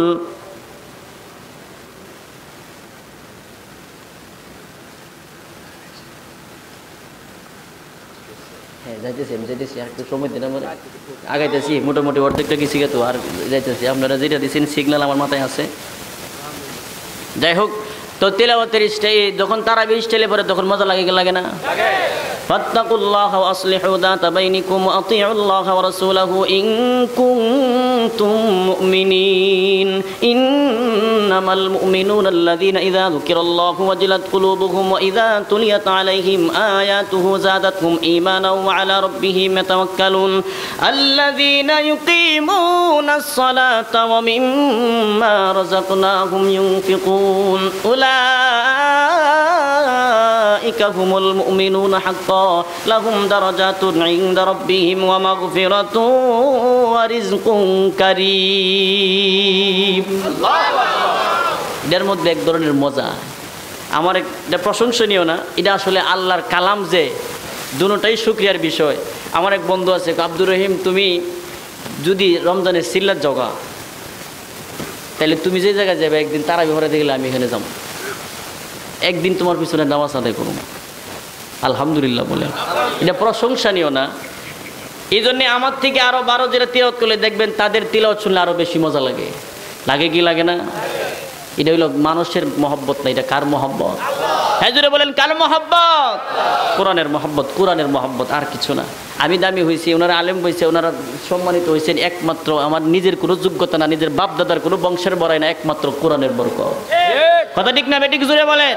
আরে আমি মোল্লা যদি এখানে বসে গান গাইতাম, আমার তো আপনারা বাইরে জোরে দিলে দিলে, কিন্তু যেহেতু কোরআন পড়তেছি, শুধু আমি না, একটা মেতর যদি আইসে এখানে কোরআন পড়ে তার সম্মান করতে আমরা বাধ্য। কারণ মেতর দেখবো না, আমরা দেখবো সে কি তিলাওয়াত করে। কারণ যেটা তিলাওয়াত করবে এটা কার কালাম? যেটা বলেন কার কালাম? 2 নম্বর বাইরে আমার 2 নম্বর আরো কয়েকটা কালাম আসছে সামনে, যাবেন কি আমার? তুই যাইেন না। যাই হোক, 2 নম্বর হইল যে ওইদা তুলিয়াত আলাইহিম আয়াতুহু যাদাতহুম ঈমানা। মুমিনের 2 নম্বর বৈশিষ্ট্য গুণ হলো যখন সে তিলাওয়াত করবে তার কাছে মজা লাগবে। এখন প্রশ্ন হলো, হাসরের ময়দানে আরেক আয়াতের মধ্যে আছে ইকরা ওয়ারতাকি, হাদিস, ওয়ারাতিল কামা কুনতা তুরাতিলু ফিদ দুনিয়া ফাইন্না মানজিলাকা ইনদা আখিরি আয়াতান তাকরাউহা। কঠিন হাসরের ময়দানে আমার আল্লাহ তাআলা কোরআনের হাফেজদেরকে ডাক দিবেন, রে কোরআনের হাফেজ, এক একটা আয়াত তুমি তিলাওয়াত করো আর তোমার বাসস্থান এক এক তালা উপরে নিয়ে যাও। সুবহানাল্লাহ। আরে জোরে কোন সুবহানাল্লাহ। ভাইরা আমার, এক একটা কোরআনের হাফেজ এক একটা আয়াত যখন তিলাওয়াত করবে হাসরের ময়দানে আল্লাহ তারে তো ইজ্জত দিবেন। এইভাবে 6666 খানা আয়াত যখন সে তিলাওয়াত করবে, আল্লাহ তাআলা তারে 6666 তালা একটা বিল্ডিং দান করে দিবেন। আরে যুবক ভাই, আপনি তো এখন বলতে পারেন কোরআনের হাফেজ আমি হইতে পারলাম না, আমি কোরআন পড়তে জানি না, তাহলে কি আমি জান্নাতের মালিক হব না? আপনি পুরা কোরআন শরীফের হাফেজ হতে পারেন নাই, কিন্তু আপনি একটা সূরা আল হামদুর হাফেজ হয়ে যান। আপনি কুল হুয়াল্লাহ সূরাটার হাফেজ আপনি হয়ে যান। আপনি তাব্বাত ইয়াদা আবি লাহাবি ওয়া তাব সূরাটার হাফেজ আপনি হয়ে যান। হাসরের ময়দানে যখন আপনি এই আয়াত এক একটা আয়াত তিলাওয়াত করবেন, আল্লাহ তাআলা এক একটা আয়াতের বিনিময়ে এক একটা বিল্ডিং দান করে দিবেন। যারা কোরআন শরীফ পড়তে জানেন না, যদিও পড়তে না জানেন, পড়ার জন্য চেষ্টা করবেন। এই কোরআন শরীফটারে দৈনিক বুকে হাতে লাগাইবেন, আল্লাহ তাআলা বরকত দিবেন। মা বোনেরা যারা আছে তাদেরকে কোরআনের জন্য, কোরআন পড়ার জন্য তাগিদ দিবেন। বর্তমানে তো এখন মহিলারা কোরআন পড়তে জানেই না। যেই মহিলারা কোরআন পড়তে জানে এমন মহিলারে মানুষ ভালো ফ্যামিলিতে বউ বানাইতে চায় না। আমি যেই জায়গায় বউ দেখতাম, গেছিলাম ঢাকা শহরে, বউটা বড় বালাকো কেমনে বুঝলাম? তার মাথার মধ্যে 2-3 ধরনের কালার আছে, চুলের মাঝে শর্ট গেঞ্জি পরে আইছে, মাঝে মধ্যে ইংলিশ বলতে পারে, বোঝা গেল মেয়েটা অনেক ভদ্র মানুষ। আর যে কুমিল্লা শহরে গেছিলাম এই বউটা বেশি সুবিধা না। কেমনে বুঝলাম? আসার সময় বুরকা ফিরাইছে, ওইটা বেশি বলা না, আছে না নাই? আগের দিন মানুষগুলো বউ বিচারতো, বউ তালাশ করতো যে কোরআন পড়তে জানেনি, তার 14 গোষ্ঠী কোরআন পড়নেওয়ালা কিনা। আরে যুবক ভাই, যেই ঘরের মধ্যে কোরআনুল কারীমের তিলাওয়াত দিয়া ঘরের কাজকর্ম শুরু করা হয়, এই ঘরের মধ্যে বরকত দান করেন কে? জোরে বলেন, দান করেন কে? এখন তো আর কোরআন তিলাওয়াত বুঝেই না। রাতের বেলা হিন্দি সিরিয়াল দেখতে দেখতে রাতের 12টা-1টা বাজে ঘুমায়। দেখে কি দেখে? স্বামী অফিস থেকে আসে, স্ত্রী অফিস থেকে আসে, হিন্দি সিরিয়াল দেখতে দেখতে রাতের 12টা-1টা বাজে ঘুমায়। সকালবেলা বেচারা অফিসে যাবে, বলে নাস্তা বানায় দাও। কত মিনিট বাজারে গিয়ে নাস্তা করলে আমার ঘুমো ধরছে। বয় জামাইরে বলে যে তুমি বাজারে নাস্তা করো, আমি জানো না আমি 2টা বাজে ঘুমাইছি হিন্দি সিরিয়াল দীক্ষা। হ্যাঁ তো বউর কাছে মুড়ি দেখে গেছে, আচ্ছা তো ঘুমাও, আমি যাইতেছি গা। হ্যাঁ জায়গা আছে না নাই? দূরে বলেন, আছে না নাই? কোরআনের বাক্য করে নিয়া যদি কোরআনের বাক্যটারে নিজের আপন বানাইতে পারো, তাহলে জান্নাতে যাওয়ার একটা রাস্তা খুঁজে পাইবা। শয়তানের বাক্য করে রাখা ওই পেট থেকে কোনোদিন ভালো সন্তানের আশা করতে পারবা না। ঠিক না বেঠিক? জোরে কোন? গাছ লাগাইছে, বড়ই গাছ। কি বলেন? কি গাছ? হ্যাঁ, গাছের নিচে বসে চিৎকার করতেছে, আল্লাহ গাছের মধ্যে আঙ্গুর ফল দেবো, আঙ্গুর ফল দেবো। বলেন তো কিয়ামত পর্যন্ত কানলে ধরবনি? তোর বলেন ধরবনি? লাগাইছস একটা, আশা করস আরেকটা।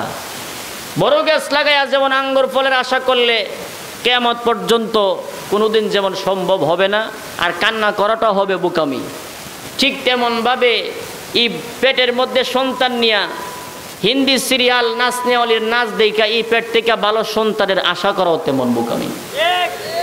কথা বুঝাইছে না ভাইয়েরা আমার? বেশি কিছু বলবো না। একটা ছেলেরে আপনি কোরআনের হাফেজ বানান, একটা ছেলেরে আপনি মাদ্রাসায় দেন। এই মাদ্রাসায় আপনার একটা ছেলে পড়লো, আপনার ভাতিজা পড়লো। লোকটা কোরআন শরীফ পড়ার কারণে তার নাম হলো তালেবুল ইলম। আপনার ভাতিজা অথবা আপনার ভাগনা, আপনার চাচা, আপনার ভাই, গরিবের ছেলে হোক, কোটিপতির ছেলে হোক, এই ছেলেটা কোরআন শরীফ পড়ার কারণে তার নাম হয়ে গেল তালেবুল ইলম। এই একটা তালেবুল ইলম যদি বুঝে আর না বুঝে কবরের পাশ দিয়ে হাঁটে, তার বরকতে 40 দিন পর্যন্ত কবরের আযাব বন্ধ করে দেয়। কার খাতিরে? জোরে বলেন, কার খাতিরে? ভাইয়েরা আমার, 2 নাম্বার গেল। 3 নাম্বার আল্লাহ তাআলা বলেন ওয়া আলা রাব্বিহিম ইয়াতাওয়াক্কালুন। 3 নাম্বার গুণ হলো মুমিন সর্ব অবস্থায় ভরসা করবে কার উপরে? জোরে বলেন, কার উপরে? এখন যেই লোকটা বলল যে আমার দোকানটা না থাকলে আমি চলতে পারতাম না, এই লোকটা ভরসা করলো কার উপরে? জোরে বলেন, কার উপরে? যেই লোকটা বলল আমার ছেলেটা বিদেশ থেকে টাকা না পাঠাইলে আমি চলতে পারতাম না, তার ভরসা কার উপরে? যে লোক, কিছু কিছু মানুষ আছে আমার বাবাই যদি দয়া না করতো আমার চলা বড় মুশকিল হইতো, এর ভরসা কার উপরে? জোরে বলেন, কার উপরে? মানুষ পীর ধরেন, কোনো অসুবিধা নাই তো, এমন একজন পীরের হাত ধরেন যার দ্বারা আপনার জান্নাতে যাওয়া সহজ হয়ে যায়। পীরের কাছে মুরিদ হইছে। সর্বস্তরের জনগণের কাছে আমার একটা কথা, আমি একটা দৃষ্টান্ত এখন দিব, আপনারা নিজে নিজে বল ধরবেন। এক লোক একদিন বলতেছে তার বাবারে নিয়ে শান গাইতেছে, কইতাম আমি কি আর আমার আছি ওরে বাজান, সবই তোমায় সইপা দিছি, আর কি বলো চাও। এখন যদি আর চা কইতে না দিব, আইনা দেওয়ার সুযোগ আছে নি? সব তো দিয়া লাইলো কইছে, আর যদি চা কইতে না দিব। আরো কইতাছে তুমি আরো চাইলে আরো দিব, তবু তুমি আমার হও, দুঃখ দিয়া যদি তোমার মনে শান্তি পাও। এটা হলো মানুষের বক্তব্য। এটা কার বক্তব্য? এবার আল্লাহর বক্তব্য শুনেন। আল্লাহ বলেন ইন্নাল্লাহা আশতারা মিনাল মুমিনিনা আনফুসাহুম ওয়া আমওয়ালাহুম বিআন্না লাহুমুল জান্নাহ। আমার আল্লাহ তাআলা বলেন বান্দা তোর জান আর মালের বিনিময়ে জান্নাতটা তোর কাছে আমি আল্লাহ বিক্রি করে দিলাম। সুবহানাল্লাহ। আরেকটু জোরে বলেন সুবহানাল্লাহ। এখন বলেন তো জান আর মালের মালিক কে? আপনাদের নিজের বিবেকের কাছে আমি প্রশ্ন রেখে গেলাম, যারা বলে বাবারে সব দিয়ে দিছে, আল্লাহর আয়াতের উল্টা হয়েছে কি হয়েছে না? পাওয়ার কথা একজন দিয়ে দিলাম আরেকজনরে, একজনের জিনিস আরেকজনরে দিলে কি এটা সঠিক না বেঠিক? জোরে বলেন বেঠিক। আর বেশি কিছু বললাম না। 1-2 নম্বর জায়গায় আসি। এক লোক কইতাছে দয়াল তোমার নামের দোহাই দিয়া আমি ভাসাইলাম তরি, আমি যদি ডুইবা গো মরি, বাজান কলঙ্ক তোমারি। কার কলঙ্ক? শুনেন এখানে 2টা পয়েন্ট আছে। এখন যদি তারে প্রশ্ন করেন তুমি যে কইলা দয়াল তোমার নামের দোহাই দিয়া, তুমি দয়াল কারে কইছো? হ্যাঁ মার্জা ঘুরাইবো আল্লাহর দিকে, যে আমি আল্লাহরে কইছি, আমার ফির বাবার দয়াল কইছি না। এখন তুমি আল্লাহরে দয়াল কইছো ঠিক আছে, তখন তোমার তরিটা ডুইবা গেলে কইছো কলঙ্ক তোমারি। কলঙ্ক কার? মরবা তুমি দোষী করছে কারে? কোনো মানুষ যদি আল্লাহরে দোষী করে তখন কি সে মুসলমান থাকে? কথাগুলো বুঝবেন, মুসলমান থাকে গেল। সে যদি বলে না আমি আল্লাহরে বলছি না, আমি আমার বাবারে বলছি, আল্লাহরে দোষারোপ করি না, আমি আমার ফির বাবারে। এখন বলেন তো কোনো মানুষের উপরে ভরসা করা জায়েজ নেই? আল্লাহ ছাড়া অন্য কোনো মানুষের উপর ভরসা করা জায়েজ নেই? আমি তো বললাম দয়াল তোমার নামের দোহাই দিয়া বাসাইলাম তরি, এটা কিন্তু মজাই লাগে। কি বলেন লাগে কি লাগে না? আরে কিছু মানুষ তো আমরা বলিতে জানি না। এই খালিমা ডয়ার যারা শিল্পী আছে খালিমা গাইলে তো কুত্তাও শুনতো না, আমরা তো বালা গাইতে না। কথা ঠিক না বেঠিক জোরে কোন? আমরা গাইলে লেনদের মানুষ বের হইতো না। তোমার তো এইটা আমরা গাই না, আমরা জানি মাঝে মধ্যে শিখে রাখি যে কিছু কিছু দলিল মাঝে মধ্যে দেওয়া লাগে। আর আমরা তো ব্রাহ্মণবাড়ির বেটান বুঝিনি তো, সব দিক দিয়ে আমরা গাই। যাই হোক বাইরামান, ভরসা করতে হবে কার উপরে? আল্লাহ তাআলা বলেন ইন্নামা ইউআফফাস সাবিরুনা আজরাহুম বিগাইরি হিসাব। আল্লাহ তাআলা বলেন কোনো মানুষ কোনো বান্দা যদি আমি আল্লাহর উপর ভরসা করে ধৈর্য সহকারে যদি থাকতে পারে, আল্লাহ তাআলা বলেন তারে আমি আল্লাহ তাআলা বেগাইরি হিসাব দান করে দিব। আমি কেন অন্যের মালের প্রতি আমি লোভ দিব? আমার তকদিরে যা আছে সবই তো আল্লাহ কোনো না কোনো সময় আমার সামনে হাজির করে দিবেন। এই জন্যে আমি ভরসা করব কার উপরে? আল্লাহর উপর ভরসা করলে আল্লাহ তাআলা অসংখ্য অগণিত নিয়ামত যে দিবেন, এর একটা জ্বলন্ত প্রমাণ হলো মক্কার জমিনে একজন যুবক ছিল যার নাম হইল কাজী আবু বকর।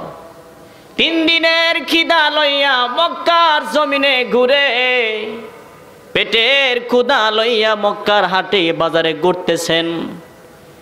3 দিন পর্যন্ত পেটের ভিতরে খাবার নাই, কিন্তু ভরসা কার উপরে? জুড়ে বলেন কার উপরে? মক্কার জমিনে আবু বকর ঘুরে আর কান্দে মালিক আমার পেটের ভিতরে কোনো খাবার নাই। যদিও দুনিয়ার কোনো মানুষ না জানে, তুমি তো মালিক জানো আমি যে কারো উপর ভরসা করি না, তোমার উপর ভরসা করলাম। কাজী আবু বকর মক্কার বাজারে ঘুরতেছেন, হঠাৎ করে একদিন তার সামনে একটা ব্যাগ, একটা থলে, ব্যাগের চেনটা খুলে দেখলো ব্যাগের ভিতরে একটা দামি হীরার নেকলেস দেখা যায়।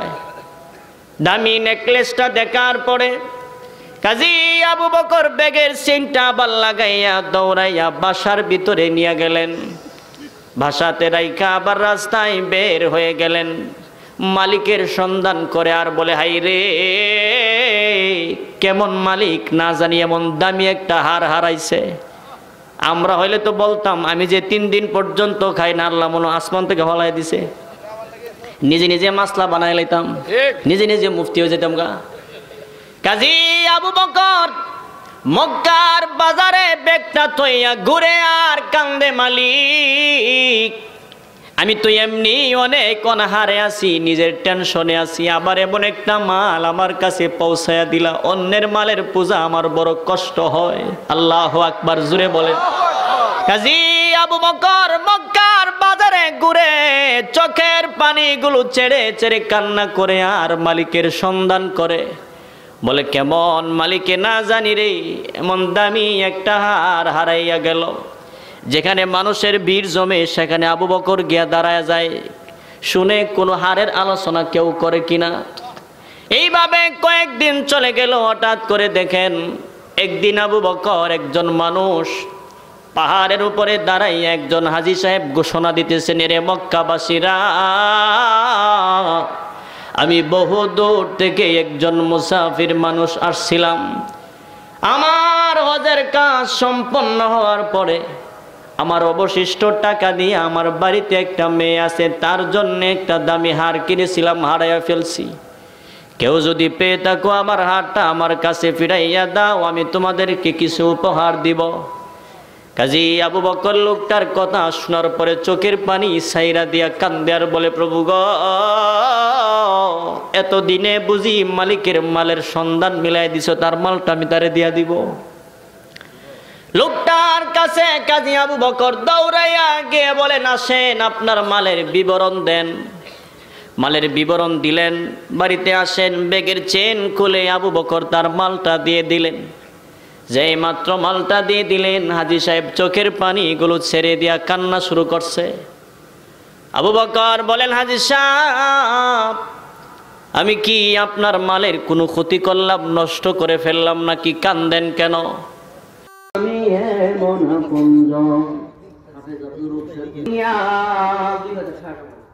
মালিক আল্লাহ রাখো গো বাঁচাইয়া। জনাব শাহ কামাল ভাই 2000 টাকা আল্লাহ ওনার দানকে কবুল আর মঞ্জুর করেন। দানের খবরনার মদিনায় পৌঁছায় দেন। জিন্দা মুর্দা সকলকে মাফ করে দেন, আমিন।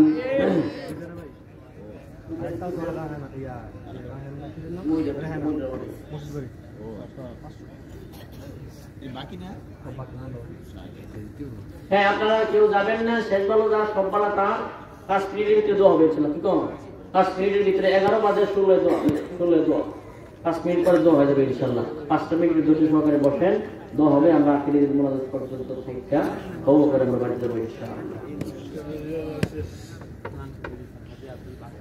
আরে আপনি টাকা দিতে না পারেন, কিন্তু আপনি যে বসে থাকলেন 1 লাখ টাকা দিলে আপনার তৌফিক নিয়ে আপনি দেন না, কিন্তু আপনি যে ইল্লা বিল্লাহি আলিল আযীম আল্লাহুম্মা সাল্লি ওয়া সাল্লিম ওয়া বারিক আলাইহি। দোয়া হয়ে যাবে কি? দোয়া করুন। আমি শুরু করব।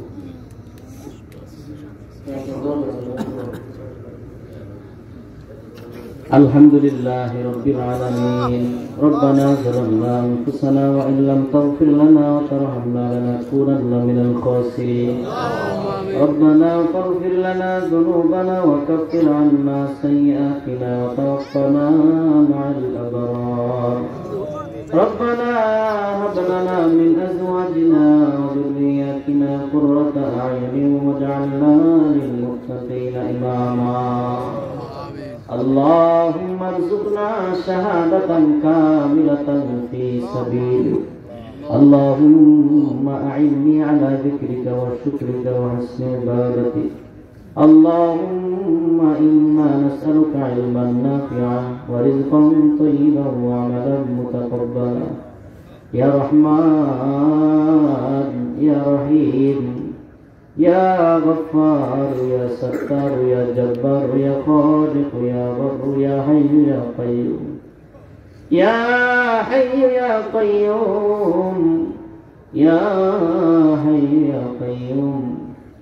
মহৎ আমরা গুনাহগার, গভীর রজনীতে আপনার শাহী দরবারে 2টা হাত বাড়াইছি। মাগরিব থেকে নেই পর্যন্ত একের পর এক কোরআন হাদিসের আলোচনা করছেন। আমি নিজেও করেছি, সবাই শুনেছেন, আর যদি করতাম তাহলে শুনত। আল্লাহ, এই প্রচন্ড ঠান্ডার মধ্যে আমি জানি তারা বাড়িতে চলে যাবে, কিন্তু আমি কি দিয়া বিদায় করে দেব। হে মালিক, আমরা যারা আজ বানাইছি, গভীর রজনীতে পৃথিবী নিস্তব্ধ হয়ে আছে, কিন্তু আপনি মাওলা তো এখনো পর্যন্ত আমাদেরকে দেখতেছেন। আল্লাহ, মেহেরবানি করে আমাদের এই বসাটারে আপনি কবুল আর মঞ্জুর করে নেন। মাহমুদ গো, পাশাপাশি আমরা যারা হাত বাড়াইছি জীবনের জানা অজানা ইচ্ছা অনিচ্ছা প্রকাশ্যে গোপনে শিরিক বেদাত সমস্ত গুনাহি মাফসাদ মেহেরবানি করে আমাদের জিন্দেগীর গুনাহগুলো মাফ করে দাও ইয়া আল্লাহ। আমরা তো গুনাহগার, এমনও গুনাহ করেছি হয়তো আমার মা জানে না। আমার মা যদি জানতো আমার গুনার খবর ঘর থেকে বের করে দিত। আমার বাবাই যদি জানতো আমার গুনার খবর আমার বাবা বাড়ি থেকে তাড়াইয়া দিত। আমার সমাজের মানুষ যদি জানতো আমি কত বড় গুনাহগার, সমাজের মানুষেরা আমারে তিরস্কার করত। এলাকার মানুষ যদি জানতো আমার সবাই ঘৃণার পাত্র বানাইয়া নিত। কিন্তু আপনি মাওলা জানার পরেও আমার একদিনের খানাও বন্ধ করলেন না। আল্লাহ, গুনাহ করতে করতে জীবনটারে জাহান্নামের লাকড়ি বানাইছি।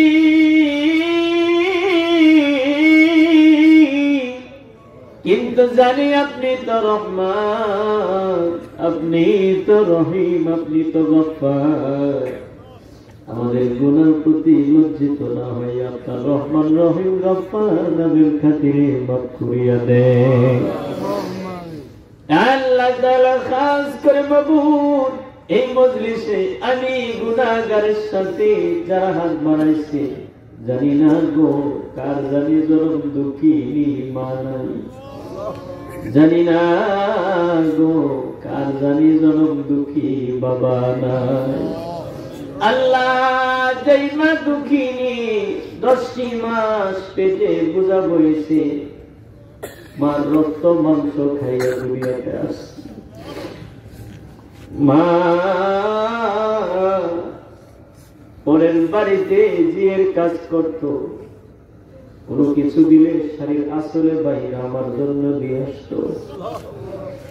আমার মায়ের ভালো কোনো খাবার দিলে মা শাড়ির আসলে বাইরা লুকাইয়া নিয়ে আইসা সন্তানের মুখে তুইলা দিয়া বলতো, খা, তোর পেটটা বললে আমার পেট ভরে যাবে। আল্লাহ,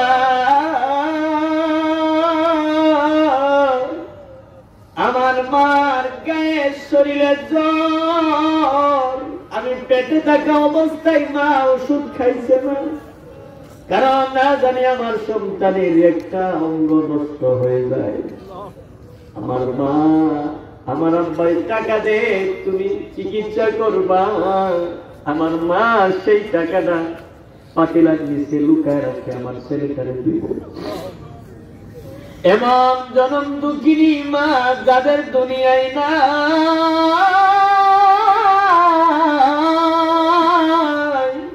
প্রত্যেকটা মা বাবার পক্ষ হইয়া মাপ চায়, মেহেরবানি করে গো আমাদের আম্মার কবরের আযাব আপনি বন্ধ করে দেন।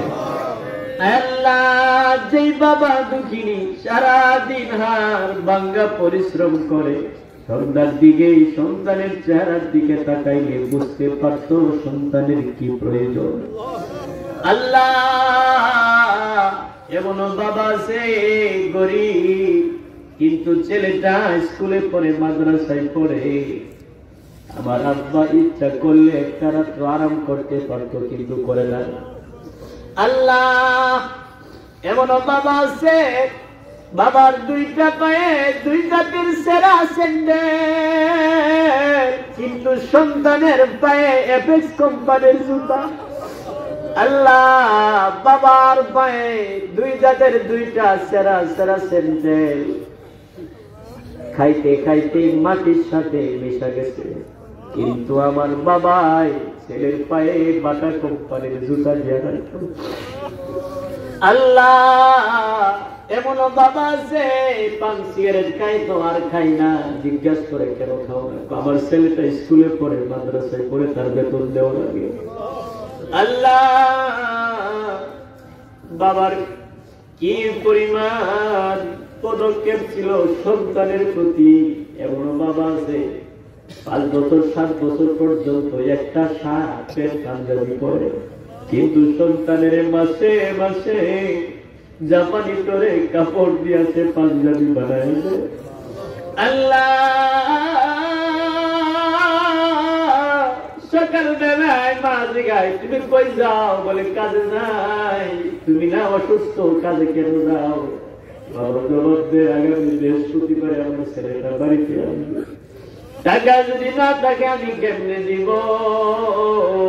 কিছু বাবা আছে রাতের বেলা নাইট করে, দিনেও কাজ করে, রাতেও নাইট করে। আল্লাহ এমন বাবা আছে, কোন মানুষ যদি একটা বস্তা মাথায় নেয়, বাবা 2টা বস্তা মাথায় লয়।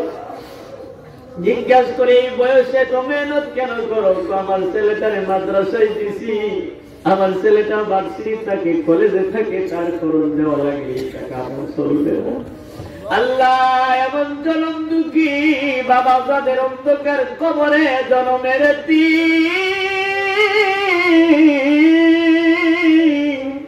প্রত্যেকটা বাবার পক্ষ হইয়া মাপ চাই, আমাদের আব্বার কবরের আযাব আপনি বন্ধ করে দেন। আল্লাহ খাস করে মানুষ গো, আমাদের আব্বা আম্মা যাদের বেঁচে আছে দীর্ঘ নেক হায়াত দান করে। বাবু আমরা যারা অসুস্থ আছি সুস্থ করে দে, যারা বিপদে পড়ে আছি উদ্ধার করে দে, যারা টাকা পয়সা দান করছেন তাদের দানকে কবুল আর মঞ্জুর করেন। বাবা আদম থেকে এই পর্যন্ত সমস্ত মুসলমান নরনারীকে মাফ করেন। আল্লাহ খাস করে আমি গুনাহগার, আমার ইলম কালাম কোনো কিছু নাই, আপনার শেষের বাড়িতে শত শত হাজার হাজার মানুষের সামনে আপনি বসায় দিচ্ছেন। আল্লাহ মাফ চাই, আমার গুনাহের কারণে আপনি কোনোদিন লাঠি মেরে এই রাস্তা থেকে আমাদের সরাই দিয়েন না। আল্লাহ ও মালিক, আপনি মেহেরবানি করে আমার মরার আগ পর্যন্ত হকের উপরে থাকার তৌফিক দান করে দিন, অহংকার মুক্ত জিন্দেগি দান করে দিন। আল্লাহ হিংসা মুক্ত জিন্দেগি দান করে দিন। আমার সাথে অনেক আলেম ভাইরা কোরআনে হাফেজ, আল্লাহ মাদ্রাসার হাফেজ সাহেব, আল্লাহ অত্যন্ত ভালো মানুষ, আল্লাহ মাদ্রাসার জন্য দোয়া চেয়েছে। আমি ওনার ছাত্রের যোগ্যতা আমার সাথে অনেক মহব্বত রেখেছে। আল্লাহ ওনার মাদ্রাসাকে আপনি কবুল আর মঞ্জুর করেন, খেদমতকে কবুল আর মঞ্জুর করেন। আমার আশেপাশে যে আলেম ভাইরা আছে তাদেরকে দ্বীনের দায়ী হিসাবে কবুল আর মঞ্জুর করেন। এই মাহফিলে যারা টাকা পয়সা দিয়ে সহযোগিতা করিয়া যারা মাহফিলটা সাজাইছে সবাই আপনি মাফ করিয়া দেন। মাবুদ আমার সাথে পর্দার আড়ালের মা বোনেরা হাত বাড়াইছে, সকল মা বোনদের জিন্দেগির গুনাহগুলো মাফ করে দেন, সবাইকে আবেদা সালেহা মুমিনা বানায় দেন। আল্লাহ তাআলা আমাদের প্রত্যেকের ঘরে ঘরে কোরআনের হাফেজ বানায় দেন, প্রত্যেকের ঘরে ঘরে ইলম শিক্ষা করে নেওয়ারা বানায় দেন। সবাইকে আল্লাহ হক পথে ঈমানের পথে অবিচল থাকার তৌফিক দেন। আল্লাহ খাস করে শেষবারের পরিয়া জীবনে একবার হলেও সুন্দর মক্কা মদিনা যাওয়ার নসিব করে আল্লাহ, মক্কা মদিনা যাওয়ার নসিব করিয়া দিন। আল্লাহ খাস করে আমাদের যা কিছু বলা হয়েছে রাসূল আকরাম সাল্লাল্লাহু আলাইহি সাল্লামের খাতিরে কবুল আর মঞ্জুর করেন। আমাদের মরণের সময় জবান দিয়ে জারি করে দিয়ে মধুর কালিমা লা ইলাহা ইল্লাল্লাহু মুহাম্মাদুর রাসূলুল্লাহ। এই সে তিলাওয়াত করতেছেন, জিজ্ঞাসা করেন বাড়ি কয়, কি পরিচয়, সব কিছু খুলে বললেন আমি এমনি এমনি আসছি। এই জায়গায় 40 দিন কাজী আবু বকর থাকলেন, কোরআনুল কারীমের খেদমত করলেন। এক পর্যায়ে দেখা গেল এলাকার যত মানুষ ছিল সমস্ত মানুষরা আবু বকরের ভক্ত হয়ে গেছে। সকাল বেলা মার কুলে সন্তান আর থাকে না, আবু বকরের কাছে চলে আসে কোরআন তিলাওয়াত শেখার জন্য। এলাকার মানুষেরা সিদ্ধান্ত নিল আবু বকর একজন আল্লাহওয়ালা মানুষ, সে যেহেতু বিবাহ শাদী করে নাই, আমাদের দেশে একজন মেয়ে আছে আল্লাহওয়ালি দিনদার পরহেজগার মুত্তাকি, ওই মহিলাটা যদি রাজি থাকে তাহলে তাদের দুইজনের বিবাহের সম্পর্ক আমরা করে দিতে পারি। আবু বকরের কাছে এলাকার মানুষ প্রস্তাব নিয়ে আসলো, আবু বকর আমাদের গ্রামে একজন মেয়ে আছে অনেক দিনদার পরহেজগার। আবু বকর বলেন, বলতে চান বলেন। বলে বলতাম যদি আপনি রাজি থাকেন তাহলে আমরা তারে আপনার কাছে বিয়ে দিব। আবু বকর বলেন মেয়েটা যদি দিনদার হয় আমার কোনো আপত্তি নাই। কি দার হয়? জোরে বলেন কি দার হয়? আমরা এগুলো বিচারিনি, সন্ধান করিনি, আমরা করি না। ভাইরা আমার, বিলের কাজ সম্পাদন হয়ে গেল, সম্পূর্ণ হয়ে গেল। কাজী আবু বকর বাসর রাত্রিতে যাবেন। বাসর রাত্রিতে চলে গেলেন। বাসর রাত্রিতে যখন কাজী আবু বকর চলে গেল, দেখেন একজন সুন্দরী রমণী, একজন মেয়ে, একটা কন্যা তার সামনে দাঁড়াই আছেন। মাথা থেকে পা পর্যন্ত শুধু সোনার অলংকারে অলঙ্কৃত। আরেকটু জোরে কন্যা। কাজী আবু বকর মেয়েটার মাথা থেকে পা পর্যন্ত বারবার তাকানোর পর হঠাৎ করে কাজী আবু বকর মেয়েটার গলার দিকে তাকাই আছেন, আর দৃষ্টি ফালায় না। স্ত্রী বলেন আমি জানতাম আমার স্বামী একজন আল্লাহওয়ালা, এখন তো দেখি স্বামী আমার দুনিয়াওয়ালা। আরে প্রাণের স্বামী, আপনি যদি আমার হয়ে যান, আমি যদি আপনার হয়ে যাই, আমার শরীরে যত অলংকার আছে সকলই তো আপনার হয়ে যাবে। শুধুমাত্র আমার গলার দিকে কেন আপনি তাকাই আছেন? আবু বকর বলেন বিবি রে, তোমার গলার হারের দিকে আমি নজর করে আছি, দুনিয়ার কোন লোভনীয় দৃষ্টি দিয়া না, দুনিয়ার কোন লোভ দিয়ে আমি তোমার গলার হারের দিকে তাকাই না। বলো না এই হাতটা তোমারে কে দিল? আমার তো মনে হয় সেই হাতটা আমার বাড়িতে কয়েকদিন ছিল। আল্লাহু আকবার, জোরে বলে। তোমার গলার হাতটা বড় পরিচিত মনে হয়, বলো না তোমার সেই হাতটা কে দিল? কোথা হইতে সেই হাতটা তুমি পাইছো? কে তোমারে দিল? মেয়েটা এবার কান্দে আর বলে স্বামী গো, আরে কথা স্মরণ করছেন, আমার আব্বার কথা মর স্মরণ হয়ে গেল। আপনি যেই মসজিদে নামাজ পড়ান এই মসজিদের খতিব ছিলেন আমার আব্বা। হজ করতে গিয়েছিলেন, আমি তার একমাত্র কন্যা ছিলাম। আমার আব্বা টাকা পয়সা দিয়া একটা হার কিনে আনছিলেন। আমার গলায় যখন আমার আব্বা হাতটা পরাইয়া দিছিল, ওই সময় আমার আব্বা আমার গলায় হার পরাইয়া দিয়েছিল আর বলছিল মা গো, আজকে মক্কার বাজারে একটা জান্নাতি যুবকের সাথে আমার সাক্ষাৎ হয়েছিল। আরে মা, আজকে মক্কার বাজারে একটা জান্নাতি যুবকের সাথে আমার সাক্ষাৎ হয়েছিল। যে যুবকটা দুনিয়াওয়ালা নয়, সে আল্লাহওয়ালা। বলছিলাম বাবা গো কি হয়েছে বলো না। আমার আব্বা আমার বর্ণনা দেয়, তোমার গলায় যে হাতটা আমি পড়াইয়া দিতেছি, আমি কয়েকদিন যাবৎ মক্কার বাজারে সেই হাতটা আমি হারিয়ে ফেলেছিলাম। একটা যুবক হাতটা কুড়াইয়া পেয়ে আবার আমারে কয়েকদিন পরে ফিরাইয়া দিছিল। আমার আব্বা বলছিল মারে, এমন একটা যুবক যদি আমি আমার বাড়ির পাশে পাইতাম, তোমার মতো মেয়েটারে তার হাতে তুলে দিতে পারলে আমি মইরা গেলেও শান্তি পাইতাম। স্বামী আমার আব্বা ওই ছেলেটার জন্য দোয়া করতো আর আমার বলতো এমন সুন্দর চরিত্রওয়ালা যুবক যদি পাও তাহলে তুমি তার কাছে তোমার বিবাহের কাজের জন্য রাজি হয়ে যাও। স্বামী গো, তখন থেকে আমি দোয়া করতাম যেমন একটা যুবক যেন আল্লাহ আমারে মিলাইয়া দেয়। যেই মাত্র এই কথাটা বলেছেন আবু বকর চোখের পানিগুলো আরো বেশি করে ছাড়তেছেন। বিবি বলেন স্বামী, আমি যে আপনার এই লোভনীয় বললাম, লোভী বললাম, এই জন্য কি আপনি কাঁদবেন? আবু বকর বলেন না, এই জন্য আমি কান্দি না। বলে কেন কান্দে? কাজী আবু বকর বলেন আমি এই জন্য কান্দি, আমার আল্লাহ যে বলেছেন ইন্নামা ইউওয়াফাস সাবিরুন, ইন্নামা ইউওয়াফাস সাবিরুন আজরাহুম বিগাইরি হিসাব। আল্লাহ যে বলেছেন ধৈর্য সহকারে থাকবে, সবরের সাথে ধৈর্য ধরলে যে আল্লাহ তাআলা বেগাইরে হিসাব দেন, তার জ্বলন্ত প্রমাণ আমি পাইয়া গেছি।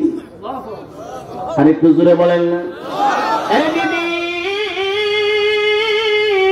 তোমার আব্বা যে যুবকের কথা বলল গো, এই যুবকটা তো আর কেউ নয়, এই যুবকটা আর কেউ নয়, এই যুবকটাই হলো তোমার স্বামী কাজী আবু বকর। রে মক্কার বাজারে আমি ওই হাতটা কুড়াইয়া পেয়েছিলাম, দুনিয়ার লোভ না দিয়া হাতটা আবার মালিকের ফিরাইয়া দিয়েছিলাম। ওই যে আল্লাহর কোরআনের আয়াত, আল্লাহ তাআলা যে বলছে বেগাইরে হিসাব দিবে, আজকে আমি প্রমাণ পাইছি। বলে কেমনে? ওই যে হার আমি লোভনীয় দৃষ্টি না নিয়ে ফিরাইয়া দিয়েছিলাম, আজকে তো আল্লাহ আমার হার দিল, এর সাথে মালিক পর্যন্ত বোনাস দিছে। এই জন্য আমি কান্দি। আল্লাহ যে বলেছেন ইন্নামা ইউওয়াফাস সাবিরুন আজরাহুম বিগাইরি হিসাব, আল্লাহর খাজানায় কোনো কিছুর অভাব। জোরে বলেন অভাব আসেনি। ভাইয়েরা, আমার এই জন্য যে আল্লাহ আবু বকরকে এমন নিয়ামত দিল, সে আল্লাহ এখনো আছে না নাই? আমারে আপনারে দিতে পারে কি পারে না? জোরে বলেন পারে কি পারে না? এই জন্য মুমিনের 3 নাম্বার বৈশিষ্ট্য হলো আলা রাব্বিহিম ইয়াতাওয়াক্কালুন। তারপরে আল্লাহ বলেন আল্লাযীনা ইউকিমুনাস সালাহ, মুমিন নামাজ প্রতিষ্ঠা করবে। কি করবে? এখানে অনেক লম্বা আলোচনা, শুধু টাচ দিয়ে যাচ্ছি। নামাজ প্রতিষ্ঠা করা মানে হইল আমি নামাজ পড়বো, তারপরে আমার ঘরের মানুষকে বলবো। একজন মেম্বার, ঘরের মেম্বার যিনি, তার দায়িত্ব হলো নিজে আগে নামাজ পড়া, ভাই হোক আর বাবা হোক, তারপরে ঘরের মানুষকে নামাজের কথা বলা। 2 নাম্বার হলো একজন মেম্বার, সমাজের সর্দার যিনি, তিনি আগে নিজে নামাজ পড়বে, তারপরে পুরো গোষ্ঠীর মানুষকে নামাজের কথা বলবে। একজন মেম্বারের দায়িত্ব হলো নিজে আগে নামাজ পড়বে, তারপরে ওয়ার্ডের সকল মানুষকে নামাজের কথা বলবে। একজন চেয়ারম্যানের দায়িত্ব হলো নিজে আগে নামাজ পড়বে, তারপরে পুরো ইউনিয়নের মানুষকে নামাজের কথা বলবে। একজন এমপির দায়িত্ব হলো নিজে আগে নামাজ পড়বে, তারপরে আসনের মানুষকে নামাজের কথা বলবে। একজন এমপির দায়িত্ব হলো সে নিজে আগে নামাজ পড়বে, আসনের মানুষকে নামাজের কথা বলবে। একজন প্রধানমন্ত্রীর দায়িত্ব হলো নিজে আগে নামাজ পড়বে, তারপরে রাষ্ট্রীয়ভাবে ঘোষণা করে দিতে হবে নামাজ বাধ্যতামূলক। এটার নাম হইল নামাজ প্রতিষ্ঠা করা। মায়ের আমার এখানে আর গেলাম না। 5 নাম্বার হলো ওয়ামিম্মা রাযাকনাহুম ইউনফিকুন।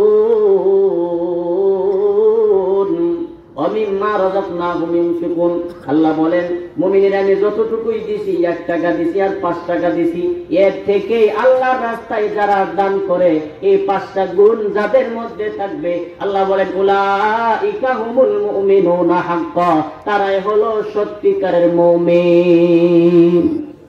কয়টা গুণের কথা বলা হইলো? 1 নাম্বার ইযা যুকিরাল্লাহু ওয়াজিলাত কুলুবুহুম, আল্লাহর নাম শুনলে, যদি আযান শুনলে যদি আমার মনটা যদি নামাজের জন্য কান্দে, বোঝা গেল এই গুণ আছে। 2 নাম্বার হলো কোরআন তিলাওয়াত শুনলে ভালো লাগে, নিজে পড়তেও ভালো লাগে, বোঝা গেল গুণ আছে। মজা লাগে না? গুণ নাই। চেষ্টা করার দরকার আছে না নাই?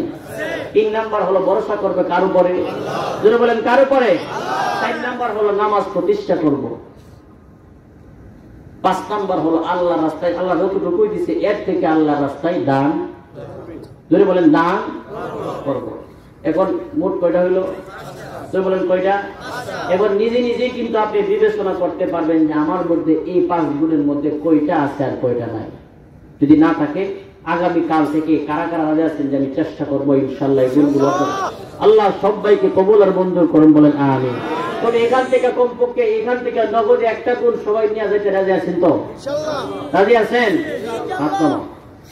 1 নাম্বার নগদ যে গুণটা, 5 নাম্বার যে আল্লাহ বলছেন ওয়ামিম্মা রাযাকনাহুম ইউনফিকুন, যতটুকু দিছি এর থেকে আল্লাহর রাস্তায় দান করবো। পাশে যে একটা কবরস্থান আছে, আমি যদি মারা যাই এখানে আমার সময় পাবো না, আপনাদের গ্রামবাসী শুইব। যদি বলেন এই মসজিদে আলহামদুলিল্লাহি রাব্বিল আলামিন আর রহমানির রহিম মালিক ইয়াউমিদ্দিন। الصبح بدا من طه